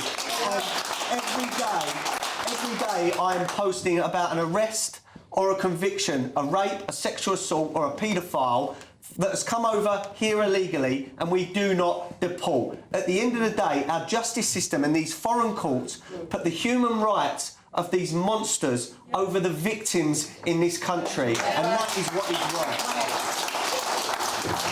Connie, can I ask you about the broader point here? I'm sorry, I tend to do this all the time whenever you're on, but as a woman, how do you feel about the level of threat posed by people like the Ethiopian individual, or all right, Madapassa isn't committed some kind of sex offence, but part of the line that he used to have a go at Nigel Farage was to say, I will make marriage with your sister, which is a very dominant male thing to say, isn't it? It's a dominance thing, isn't it? I'll marry your sister. Well, I don't actually know if Nigel's got a sister, but I also imagine if he did, she wouldn't want Madapassa in her bed. But what do you make of some of the attitudes of men that are coming over to this country that we can't deport? Well, clearly, if we're allowing people on a huge scale and very quickly to come to this country who have medieval views in comparison to ours, and no, not all cultures are equal or valid. Many cultures are far better, and I think that Western culture is far better than the culture in Afghanistan at the moment, and cultures around the Middle East and in North African countries. I think we can't argue about that. It's not just about women, it's about gay people, democracy, freedom of speech. If we're going to accept that and view a huge change to our culture in the sense that we now have enclaves of areas of the country that are operating completely parallel in different lives and in different ways of life than what should be the dominant culture of democracy, freedom of speech, freedom of religion, and respect for one another and women and gay people. That's my main concern. With Brexit, it used to be we just can't have freedom of movement to the extent where we allow anyone unlimited numbers. Now it is about who's coming to the country. So yes, it does concern. Do you not find it personally offensive that people like Madapassa and co and all these other foreign criminals living large behind bars are laughing at this country? Yes, as any normal person is. But you just want to keep him here anyway? Well, no, I think it's not just as easy as wishing him away. There are serious policy decisions that need to be made. But it takes a while to do. Let me just quickly say this. If there's a rapist or a paedophile in this country and he's from Afghanistan, would you deport him back to the In an ideal world, yes, but we don't have that option. That's the issue. Because we don't have Germany do. We don't have the diplomatic relations with Afghanistan. Well, then why don't we do not? It's the world it is. Why don't we create those diplomatic relations with the Taliban? I think they will. The issue is the Taliban government in Afghanistan is still a new government. It's the same as the government in Syria. They are building up their relations. It will take a while to do. They've been doing it with Germany for the last 4 years. Okay, you're right, Germany haven't done it with loads of people, but they did 81 in one day in July. I mean, that's more than we've done one in, one out in total. And they did it in conjunction with the Qataris. And so, it is possible. It's difficult, of course, but it's possible. All right, guys, I've just had an update. The Ministry of Justice have been in touch, so can we all just say thank you to David Lammy, by the way? Thank you. Thank you, David Lammy. He's here. Thank you. He's here. Thank you, David Lammy. For your reference, these videos and the profile have now been removed. The prisoner has been searched, this is Madapassa we're talking about, and since the uploads, no phone was found. So we suspect he might have previously sent the videos to someone outside of the prison who then uploaded them for him. Oh. That's that. So there we are. I mean, it's ridiculous. So they haven't found his phone? No, they haven't found the phone. But he's now walking with a limp. You're right. OK. On that note, look, we've got a lot coming your way, of course, because I'm afraid there's tax rises. It's also some new information about Prince Andrew on the front of literally every single national newspaper. But it's never too early to think about how you can get involved with the festive season. And it's the latest Great British giveaway. It's loads of cash, basically. Here's how. We're giving you the chance to win your entire Christmas this year paid for by us. First, we'll give you an incredible £30,000 in tax-free cash so you can have a brilliant new year. Then we'll give you a further £10,000 cash to spend on all your Christmas presents, the decorations, even the tree. Christmas lunch, that's on us too, with £1,000 in shopping vouchers to spend at your favourite supermarket. Finally, a GB News Christmas goodie bag. And the best news? You'll get it all in time for the big day.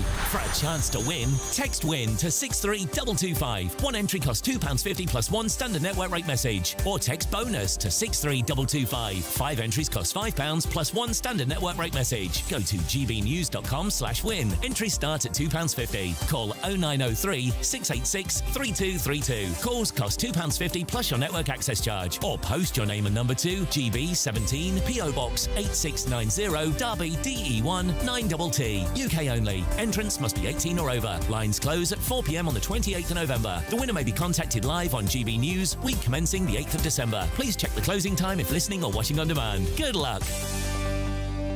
OK, still to come. Sorry, that noise you can hear is Christo's little fan, right? Christo brings a little fan with him. It's the only fan you've got, and it's here now. It's in your hand. Sorry. All right, OK, still to come. The artist formerly known as Prince, Andrew, is stripped, not for the first time. I have got some new lines for you on Prince Andrew. Basically, it could be that you are still paying for him for the rest of his life. You're not going to like what I'm about to tell you when we come back. Here we go.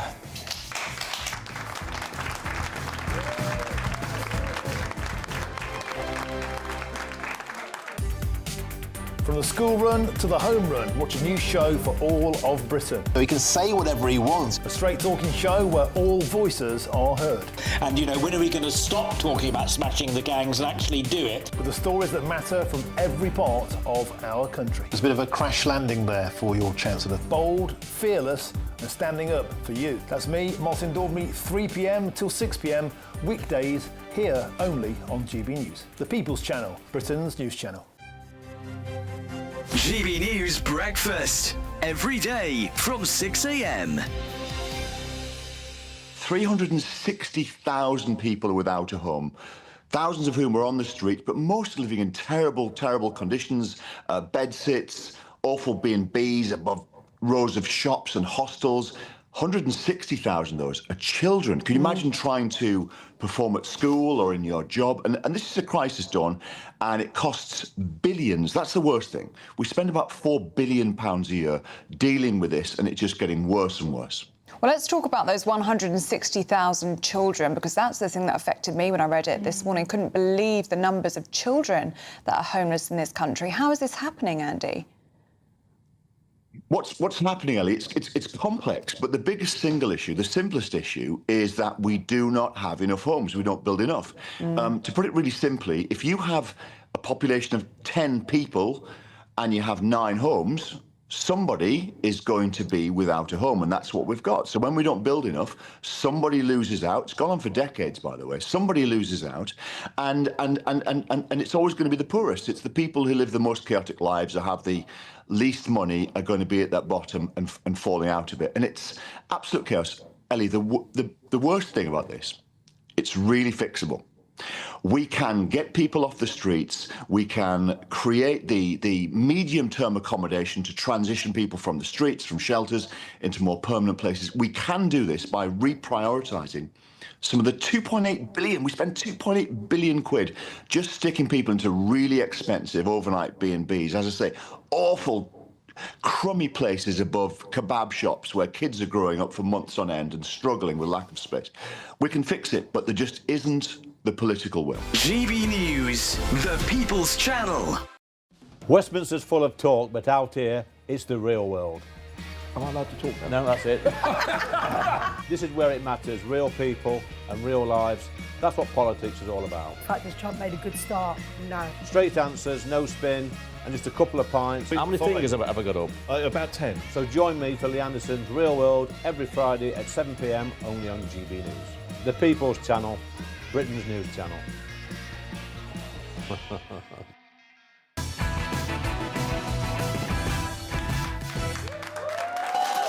All Well, we have had some breaking news about the artist formerly known as Prince Andrew. I'll get to that in a second, because Mr. Mountbatten Windsor, well, it's just one scandal after another, isn't it? Is the loss of his titles heavy punishment enough? Should the royal family have acted sooner? What do you think? Everyone a bit? Yeah, yes, no? Yeah. All right, fine. Well, a new poll has found that the public overwhelmingly back the King's decision to strip Andrew of basically everything. 79% of Brits say that King Charles made the right call. 58%, though, think that the royal family moved too slowly. Now, even MPs are calling for Andrew to be removed from the line of succession, even though he's 8th in line to the throne, so that really would be a disaster, wouldn't it? But has he really been punished enough? And in the last few moments, according to some reports, the former Duke of York is now in line to receive a large one-off payment and an annual payment designed to stop him overspending in his new life as a commoner. One option for a relocation settlement, as the King strives for a once-and-for-all solution to the problem of Andrew Mountbatten Windsor, includes an initial 6-figure payment to cover the move from Royal Lodge in Windsor to private accommodation in Sandringham in Norfolk. That would then be followed by an annuity, which I believe is an annual payment, from Charles's private funds, and thought to be several times his current £20,000 a year Navy pension. Sources close to the matter have said. Talks on the relocation package are believed to be ongoing. So basically, there you go. The latest line is that Prince Andrew will receive potentially a 6-figure sum, followed by an annual payment that the King will pay. How does everyone feel about that? Cosmic. Good. Yeah. If anyone got strong views on this, grab a microphone. But yes, go on, Adam. At the end of the day, I think now you're going to see the floodgates have opened with all the stories that are going to come out about Andrew. Now he hasn't so-called got the royal protection. I think everyone's going to sell their stories, or the newspapers that have been sat on stories for many years are going to start allowing them to come out. I think we're going to see some very eye-opening stuff about this man. It is my opinion, I don't want to be sued, that he is a dirty old man, and that a lot of stories are going to come out now. He's embarrassed this country and the royal family on the world stage, and good riddance to him. It's the best move that this royal family has done. You've got to... I completely agree with your opinion that he is a dirty old man, and it is also my opinion that he's a dirty old man. Yeah. But I have to think, you know, saying that all these stories are going to come out about him now, I don't really want to live in a country where some random bloke is protected by an establishment of all these stories just because of the family he was born into.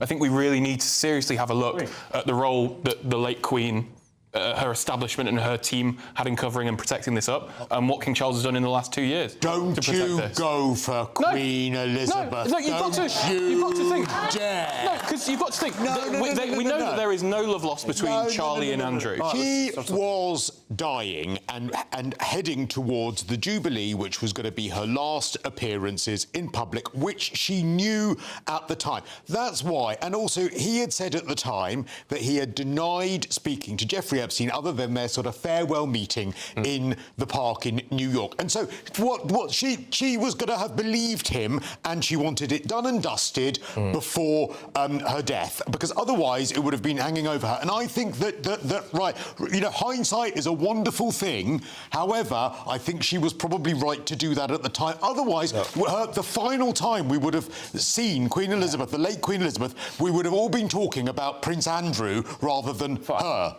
Can I just ask, why the heck are we giving him any... I'm sorry, I don't really care if he's come for the King or not. If this guy is half of what people believe that he might be, why are we bending over backwards for him to give him a house, give his ex-wife a house, because... give him 6-figure payoff, then pay him why? Because I'm going to defend that, all right? And I know I'm not going to be popular in doing that, but, OK, clearly he's a wrong un, let's be honest, and he's clearly just not bright in the slightest and awful to be hanging out with these kinds of friends, right? But he has never been convicted of a crime, right? Let's firstly remember that, and let's bring some truth to that. Secondly, what are you going to do with him? He is the King's brother. Now, this is probably, I'm not thrilled about him getting money, but it is the least worst option. Ship him off to Sandringham, give him an annual allowance out the King's money, you'll know where he is, you can keep an eye on him, he's not going to start writing books, and to me, I think the King has acted actually the best way he probably could have when it became clear that that he had lied. He's done what he had to do. I'm sorry, like, what else would you do with him? What, is he going to go and... Is he going to go and hang out with Madapasa in the job in Asda? Do you know what I mean? What are you going to do with him? What are you going to do with him? Well, you're still going to have to pay him something. Connie, what's your views on this kind I of thing? mean, obviously, this is highly embarrassing. No, there hasn't been a scandal like this around the royal family. Forget Harry and Meghan. This is just blowing everything out of the water. There isn't really much to say other than it's just really awful, and I feel so sorry for his two daughters who are now going to have to live with the fact that their dad is being... I mean, can you imagine if I found out my dad was it's just awful. I think that justice has basically, I mean, to strip someone of their title of prince, I think I was under the impression that couldn't happen, but it has. But I know that some MPs are calling to have him removed from the succession. I don't really want our parliamentarians spending any more time, time on this. Like, I don't care. Something really horrific would have to happen for him to end up on the throne. He's 8th in line. So I don't think we should be spending any time on it parliamentary-wise. But I do feel sorry for the residents of Sandringham, North Norfolk, who are probably now going to be played with paparazzi when he's going to be one. It's funny you should say that, because on the front of tomorrow's Sun newspaper, which we'll talk about later, they've been speaking to the residents of Norfolk and Sandringham, and the front page is "We don't want him either." There you go.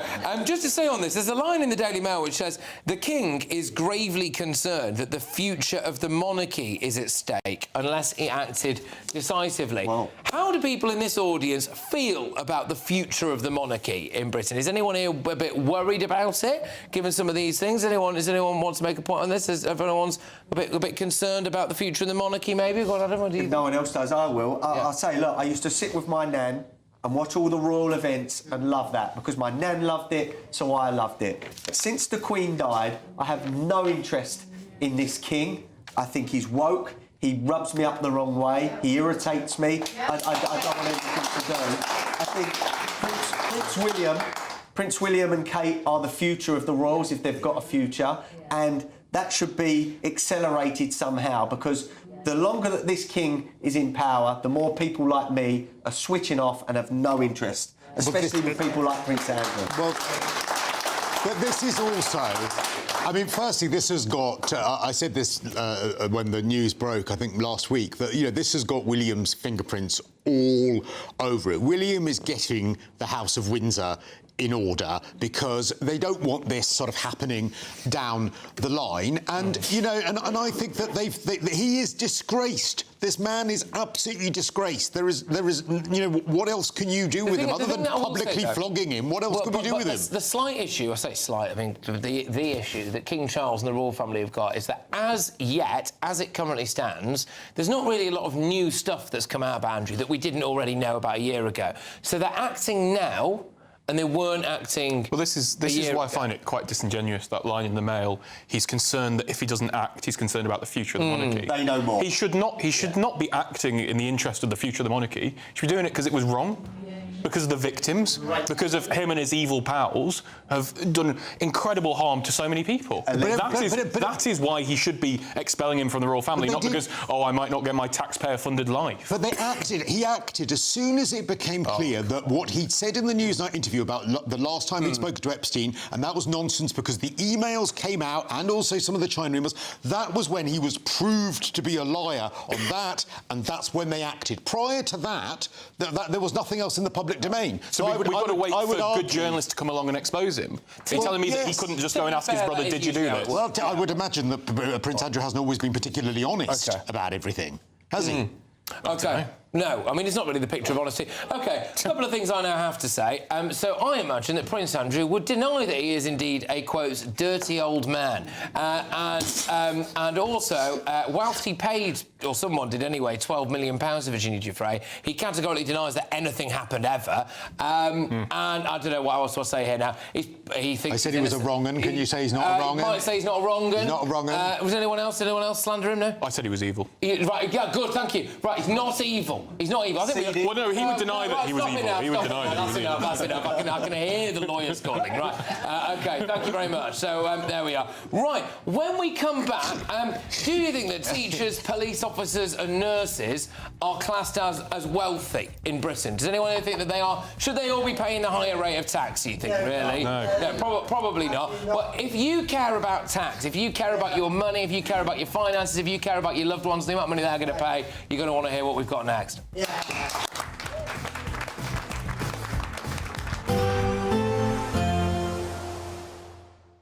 I forecast a perfect holiday in the sun.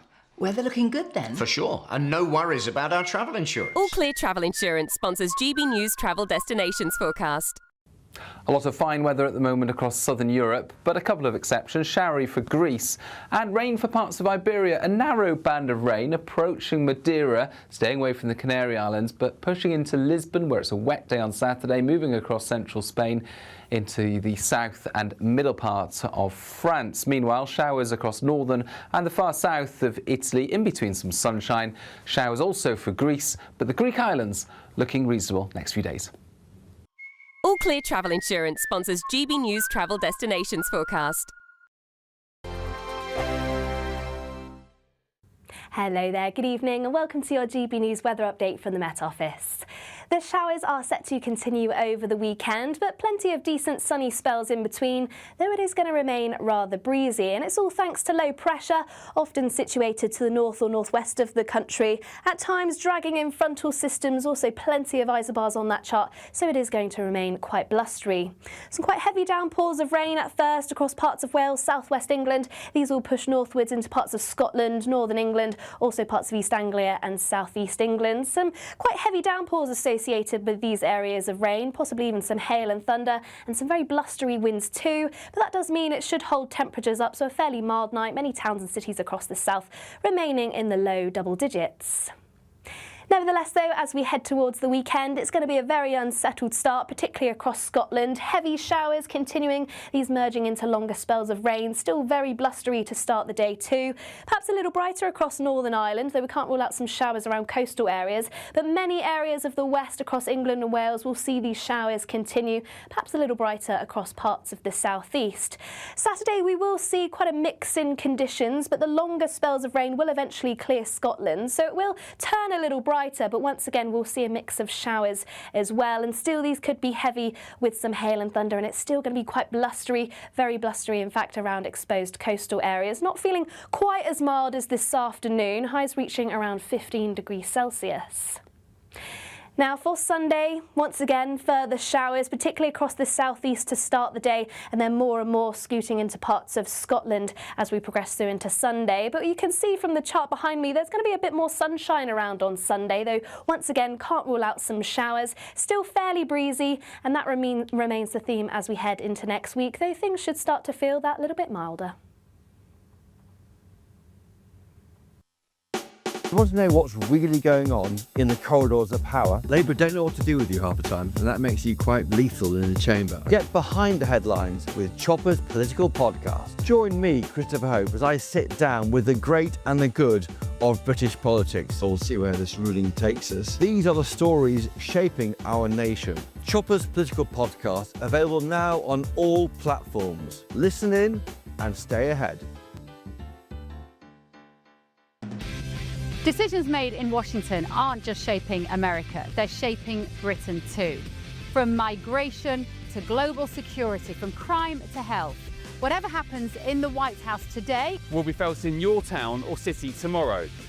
That's why The Late Show is live from Washington, DC. Cutting through the politics to show you what it all means for Britain. The Late Show live every night at midnight. Only on GB News, Britain's news channel.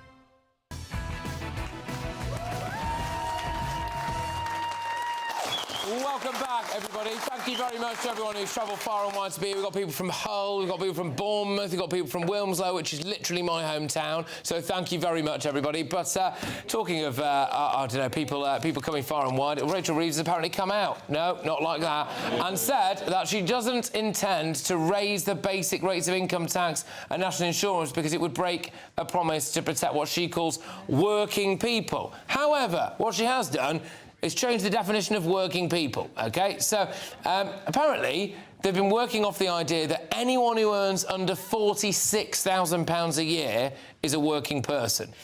So, therefore, anyone earning more than this could face a squeeze and an increase in tax after the budget. But, I mean, is this fair? So, does £46,000, do you think that makes you a high earner? Right, so here are some of the types of people that earn 46 grand a year: policemen, teachers, nurses, paramedics with a few years' experience. Also, I mean, it's not an enormous amount these days, is it? Let's be honest, especially in places like London, where renting a room in a flat can cost you upwards of £12,000 a month. Or, of course, you could just rent a room off Rachel Reeves and claim the money back. She's not got a rentals licence. But there you go. Christo, your views on this tax Armageddon? 46 grand a year, does that make you rich? Right. The reason that we have no growth in this country, and these people are moronic, I don't understand why they don't understand, or maybe it's deliberate, maybe she's too thick to get a licence, she's too thick to do maths and realise that actually you lower taxes in order to get economic growth. Now, it seems counterproductive. A lot of people, especially on the left, don't understand that. They get hysterical about it. But look at capital gains tax, right? Capital gains tax, they put up. What's happened to the capital gains receipts? They've gone down because people aren't taking the risk with the investment. They're not selling their investment. So let's get to £46,000. £46,000 is not... now, to some people it will be, but to general people, anyone probably, you know, south of Birmingham, probably south of Manchester, actually, it is not a massive amount of money because you are already taxed to the hilt. Your bills are skyrocketing because of Loopy Miliband and his net zero.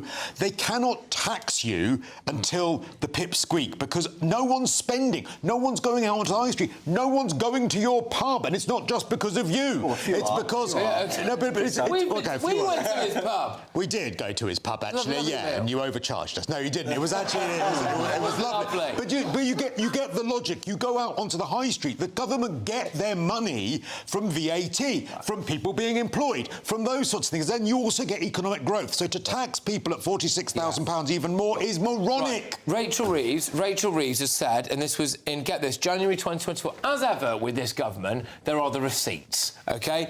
Rachel Reeves said that she struggled to get by on her £86,000 a year salary. That was in 2024. Well, it's interesting, because she's had a massive pay rise now. She's on well over 100 grand, isn't she, now as well? So there you go. And, of course, renting our house, so it turns out she might have to pay that back. But there you go. I mean, yeah, this is it. So if Rachel Reeves thinks that £46,000 a year makes you well off, basically, and going to tax you. I mean, this is a bit ridiculous, don't you think? I've only been earning a salary since I graduated from university quite recently, so I've only been earning a salary for a few months, and I'm not earning 46 grand a year, but on what I am at the moment, I can imagine that especially in London, like, for me, and many of my friends, the idea that having savings feels really impossible. I cannot imagine ever being able to afford to put a deposit down on a house in the near future at all, unless I find someone to be with who is earning so much more money than I am and that they have so much savings that would be possible. So the idea that working people, you know, people earning more money than me being taxed still, even then, it is worrying, but obviously, hopefully, something's going to change. But I say I regret to inform the audience and Ofcom, I'm not really in favour of this, to be honest. I think the idea of working people is a stupid classification. Anyone who pays income tax, in my mind, is a working person. Even those that don't earn enough to pay income tax is a working person. I could see the argument maybe to say working class people earn under 46 grand, but even then, plenty of tradies earn over 46 grand when they're 10, 15 years down the line. I think this is a stupid policy. I think if we are going to raise taxes, if the government are going to raise taxes, it shouldn't be on people who are actually putting in a graft and working hard. I think it should probably be on the record profits that energy companies are making, water companies that are making, that are polluting our rivers. I think those should be the people carrying the load in these difficult times, not working people. There is another answer to this. We sent, I think I'm right in saying, somewhere in the region of £80 million to Pakistan to help them with their contraception. 100 million, I think. 100 million. 100 million could we send? You sent 111 million pounds to Pakistan so that they could get more contraception. Yeah. So you said that. But meanwhile, Rachel Reeves, you're on 46 grand. Mate. Yeah. Oh, I'll have that. I'll put you in the top tax bracket. Send them the Labour cabinet. I mean, you don't get better contraception than that. You ruled off a load of jobs that could earn more than that. Look, I've got my son has just started at a scaffolding firm. He's 16, goes to college twice a week, and he's working 3 days a week in a scaffolding. He's learning the hard way, and I'm proud of him for doing so. Some scaffolders can earn £50,000, £60,000 a year. They're working people. That is a really tough job. And this Labour government is saying that they're not a working person. For me, that's a disgrace. My only feeling here is that maybe they're all socialists and that they actually want more people to be dependent on the state. Why? Because when you're dependent on the state, you can be controlled a lot easier. And I think this is an authoritarian government that wants to control people. You know, and I think you've got a point. I've just done the calculations. If you earn £46,000, you earn about £3,000 a month. That's what you take home. If you've got family, car, energy bills, you know, kids in school, all that is gone. You're on your credit cards. But also, it's about a wider ideological issue with this country now. What happened to rewarding you for working hard? What happened to the ideology of a government being there to help you keep more of your own money? Not to take it, but to think of ways for you to keep your own money, to reward you for saving, to help you save for a house, to pat you on the back and say that they were with you if you wanted to work hard, rather than they wanted to get their hands on it. We have lost our way when it comes to the direction of travel in this country. Well, that seems like a good point to draw a line under that. When we come back, I'm going to ask you, you know, what do Dawn Butler, Rachel Reeves, Angela Rayner, Ricky Gervais and the King, what do they have in common? Well, they've all been nominated for either The Greatest Britain or Union Jackass. We're going to get you to vote on that very shortly.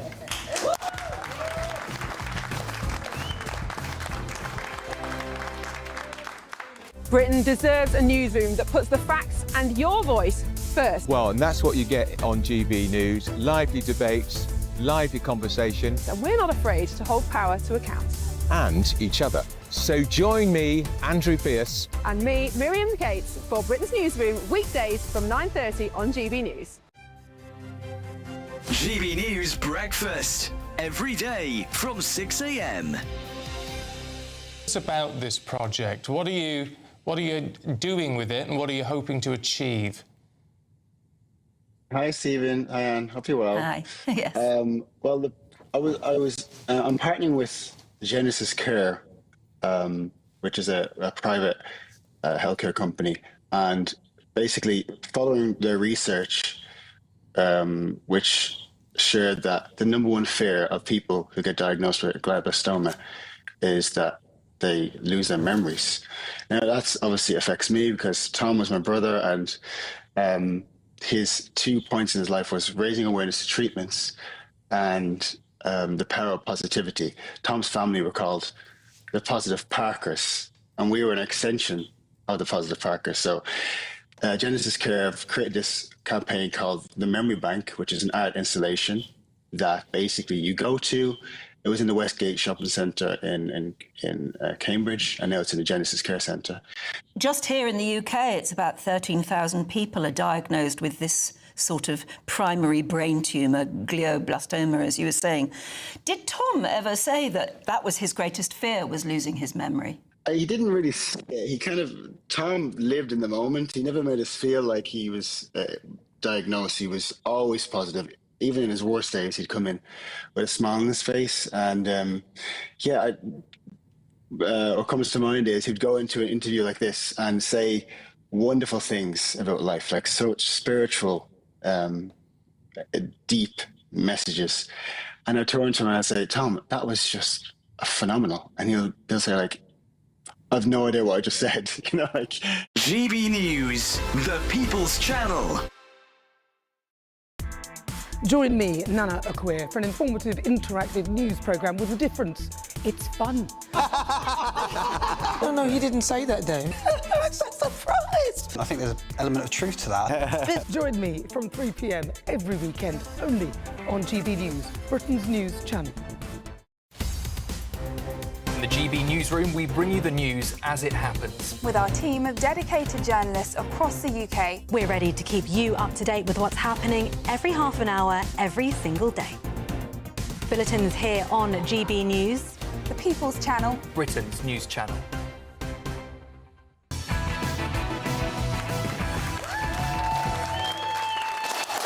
All right, welcome back, everybody.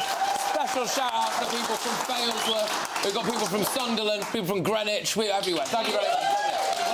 Now, It's, of course, the end of the show, but for many people, it's the best bit of the show. It's Greatest Britain, Union Jackass time. I need lots of audience participation here. We're going to start with the Greatest Britain. Adam, I'm going to start with you, please. Who's your Greatest Britain? My nomination is the comedy genius that is Ricky Gervais. Because he's mocked up these adverts for his Dutch Barn vodka, which I stock in my pub, by the way. Do you own a pub? Where is that pub? What's the name of it? Hilarious. Have we got any on? We got the picture of the advert. Rick, no, OK, I'll bring it up on the screen. Don't worry, you keep talking. But right, yeah, basically... So one of the adverts that he put up is "Welcome to London, don't forget your stab vest." And, look, I'm an anti-knife campaigner, so it's not funny, but it is also highlighting how people see London and the dangers of London. And someone that big putting that out there is a great thing. Yes, exactly, OK. Good stuff. Just taking the myth, isn't it? Go on, Chris. It's greatest, right? So I'm going to do King Charles, because I think it must have been really difficult for him to actually do what he did, which is, strip. He didn't just, force him to stand down as Duke of York. He actually took away him being a prince and all of these other titles, and has sent him to Sandringham. And so I think that would have been a really difficult decision. Yeah. Oh, begs the question: what does the king know that we don't? But anyway, Connie, who's your Greatest Britain, please? My Greatest Britain are the three founders of Cambridge Women's Society, Maeve Halligan, Thea Sewell and Serena Worsley. They have set up the only single-sex society for women at the University of Cambridge, despite the hate. The Cambridge Labour Society, which is the oldest university labour club, over a century's old, say that they denounce their hatred. For being women. They said that the society being set up is an assault on trans people. Right. So despite all the hatred, they're being extremely brave, and they've set up the first actual women's society at the University of Cambridge. Good luck. Good for that. Good for that. Right, go on then, Andy. Who's your Greatest Britain? Angela Rayner. Remember her? The Renters' Rights Bill comes into power this week. And I know our dear landlord just over on the other side of the table will love this. Are you drunk? I think unfortunately not. No. I wish I was. The implementation of an ombudsman for landlords, removing no-fault evictions, limiting the amount that they can put up your rent, I think is genuinely quite good, I have to say. I think, particularly in London, landlords have been taking the absolute mick. Like you said, you pay 1,200 quid for a room in a flat. Unless that is in Sandringham, I don't know where you'd be paying that. I think it's ridiculous. You could have not imported millions of people and it's not that. It's greedy landlords, greedy landlords, greedy landlords. Never built any houses. Greedy landlords. Right, OK, let's go. We can vote on this now. Who wants Angela Rayner? No. Hey. OK. Well, that was not bad. The Cambridge Women's Society. The King Charles. Thank you, madam. Thank you. Ricky Gervais's comedy advert.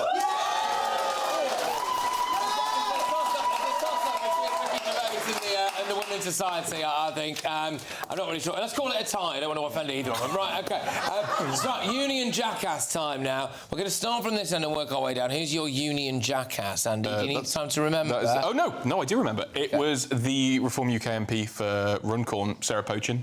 Remember that on Saturday? It was Saturday. It was almost a week ago. She went on Talk TV and said that seeing brown and black people on TV makes her angry. It's not cool. It's racist. Wow. Really bad, actually. That is, no, she said, no, it was mad. It makes her mad. It doesn't make her angry, was the official quote, which I think they are synonyms. No place for that in a parliament of a country I want to live in. Well, go on, Connie, who's yours? Mine is Dawn Butler for a hilarious video she put out tagging Rupert Lowen, saying, talk about white supremacy, and no one could make sense of what she was talking about. She was talking about the Australian breakdancer and how she wasn't criticised, even though everyone absolutely slammed her because she was rubbish. But anyway, you have to go and watch it. It's hilarious. Yes, OK, all right. Go on, Christys. OK, I'm going to go for the utter dunce, the woman that needs an abacus for her birthday, Rachel Reeves, because of the fact she didn't get her rental licence after campaigning for rental licences. Right, fair enough. Yeah, OK, go on, Adam. My nomination is your party co-leader, Zara Sultana, for allegedly comparing Nigel Farage to Hitler. In my opinion, this is a dangerous route to go down and could encourage attacks on Nigel Farage and people on the right. I think it's... OK. All right. Well, so, in terms of Greatest Britain, Union Jack asked that. I don't imagine Sarah Poaching getting many votes. No. Who was yours again? Dawn Butler. Oh, Dawn Butler for ridiculous things you don't know. OK, fair enough. To be fair, we probably should have played the video. Christo, who's your... Rachel Reeves. Rachel Reeves. OK, and Adam for Zara Sultana.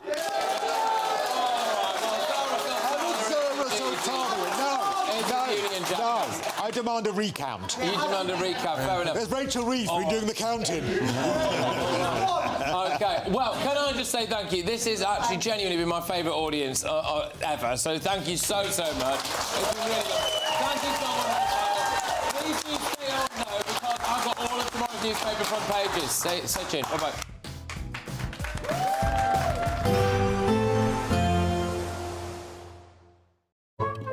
Today's outlook: cool, calm and completely horizontal.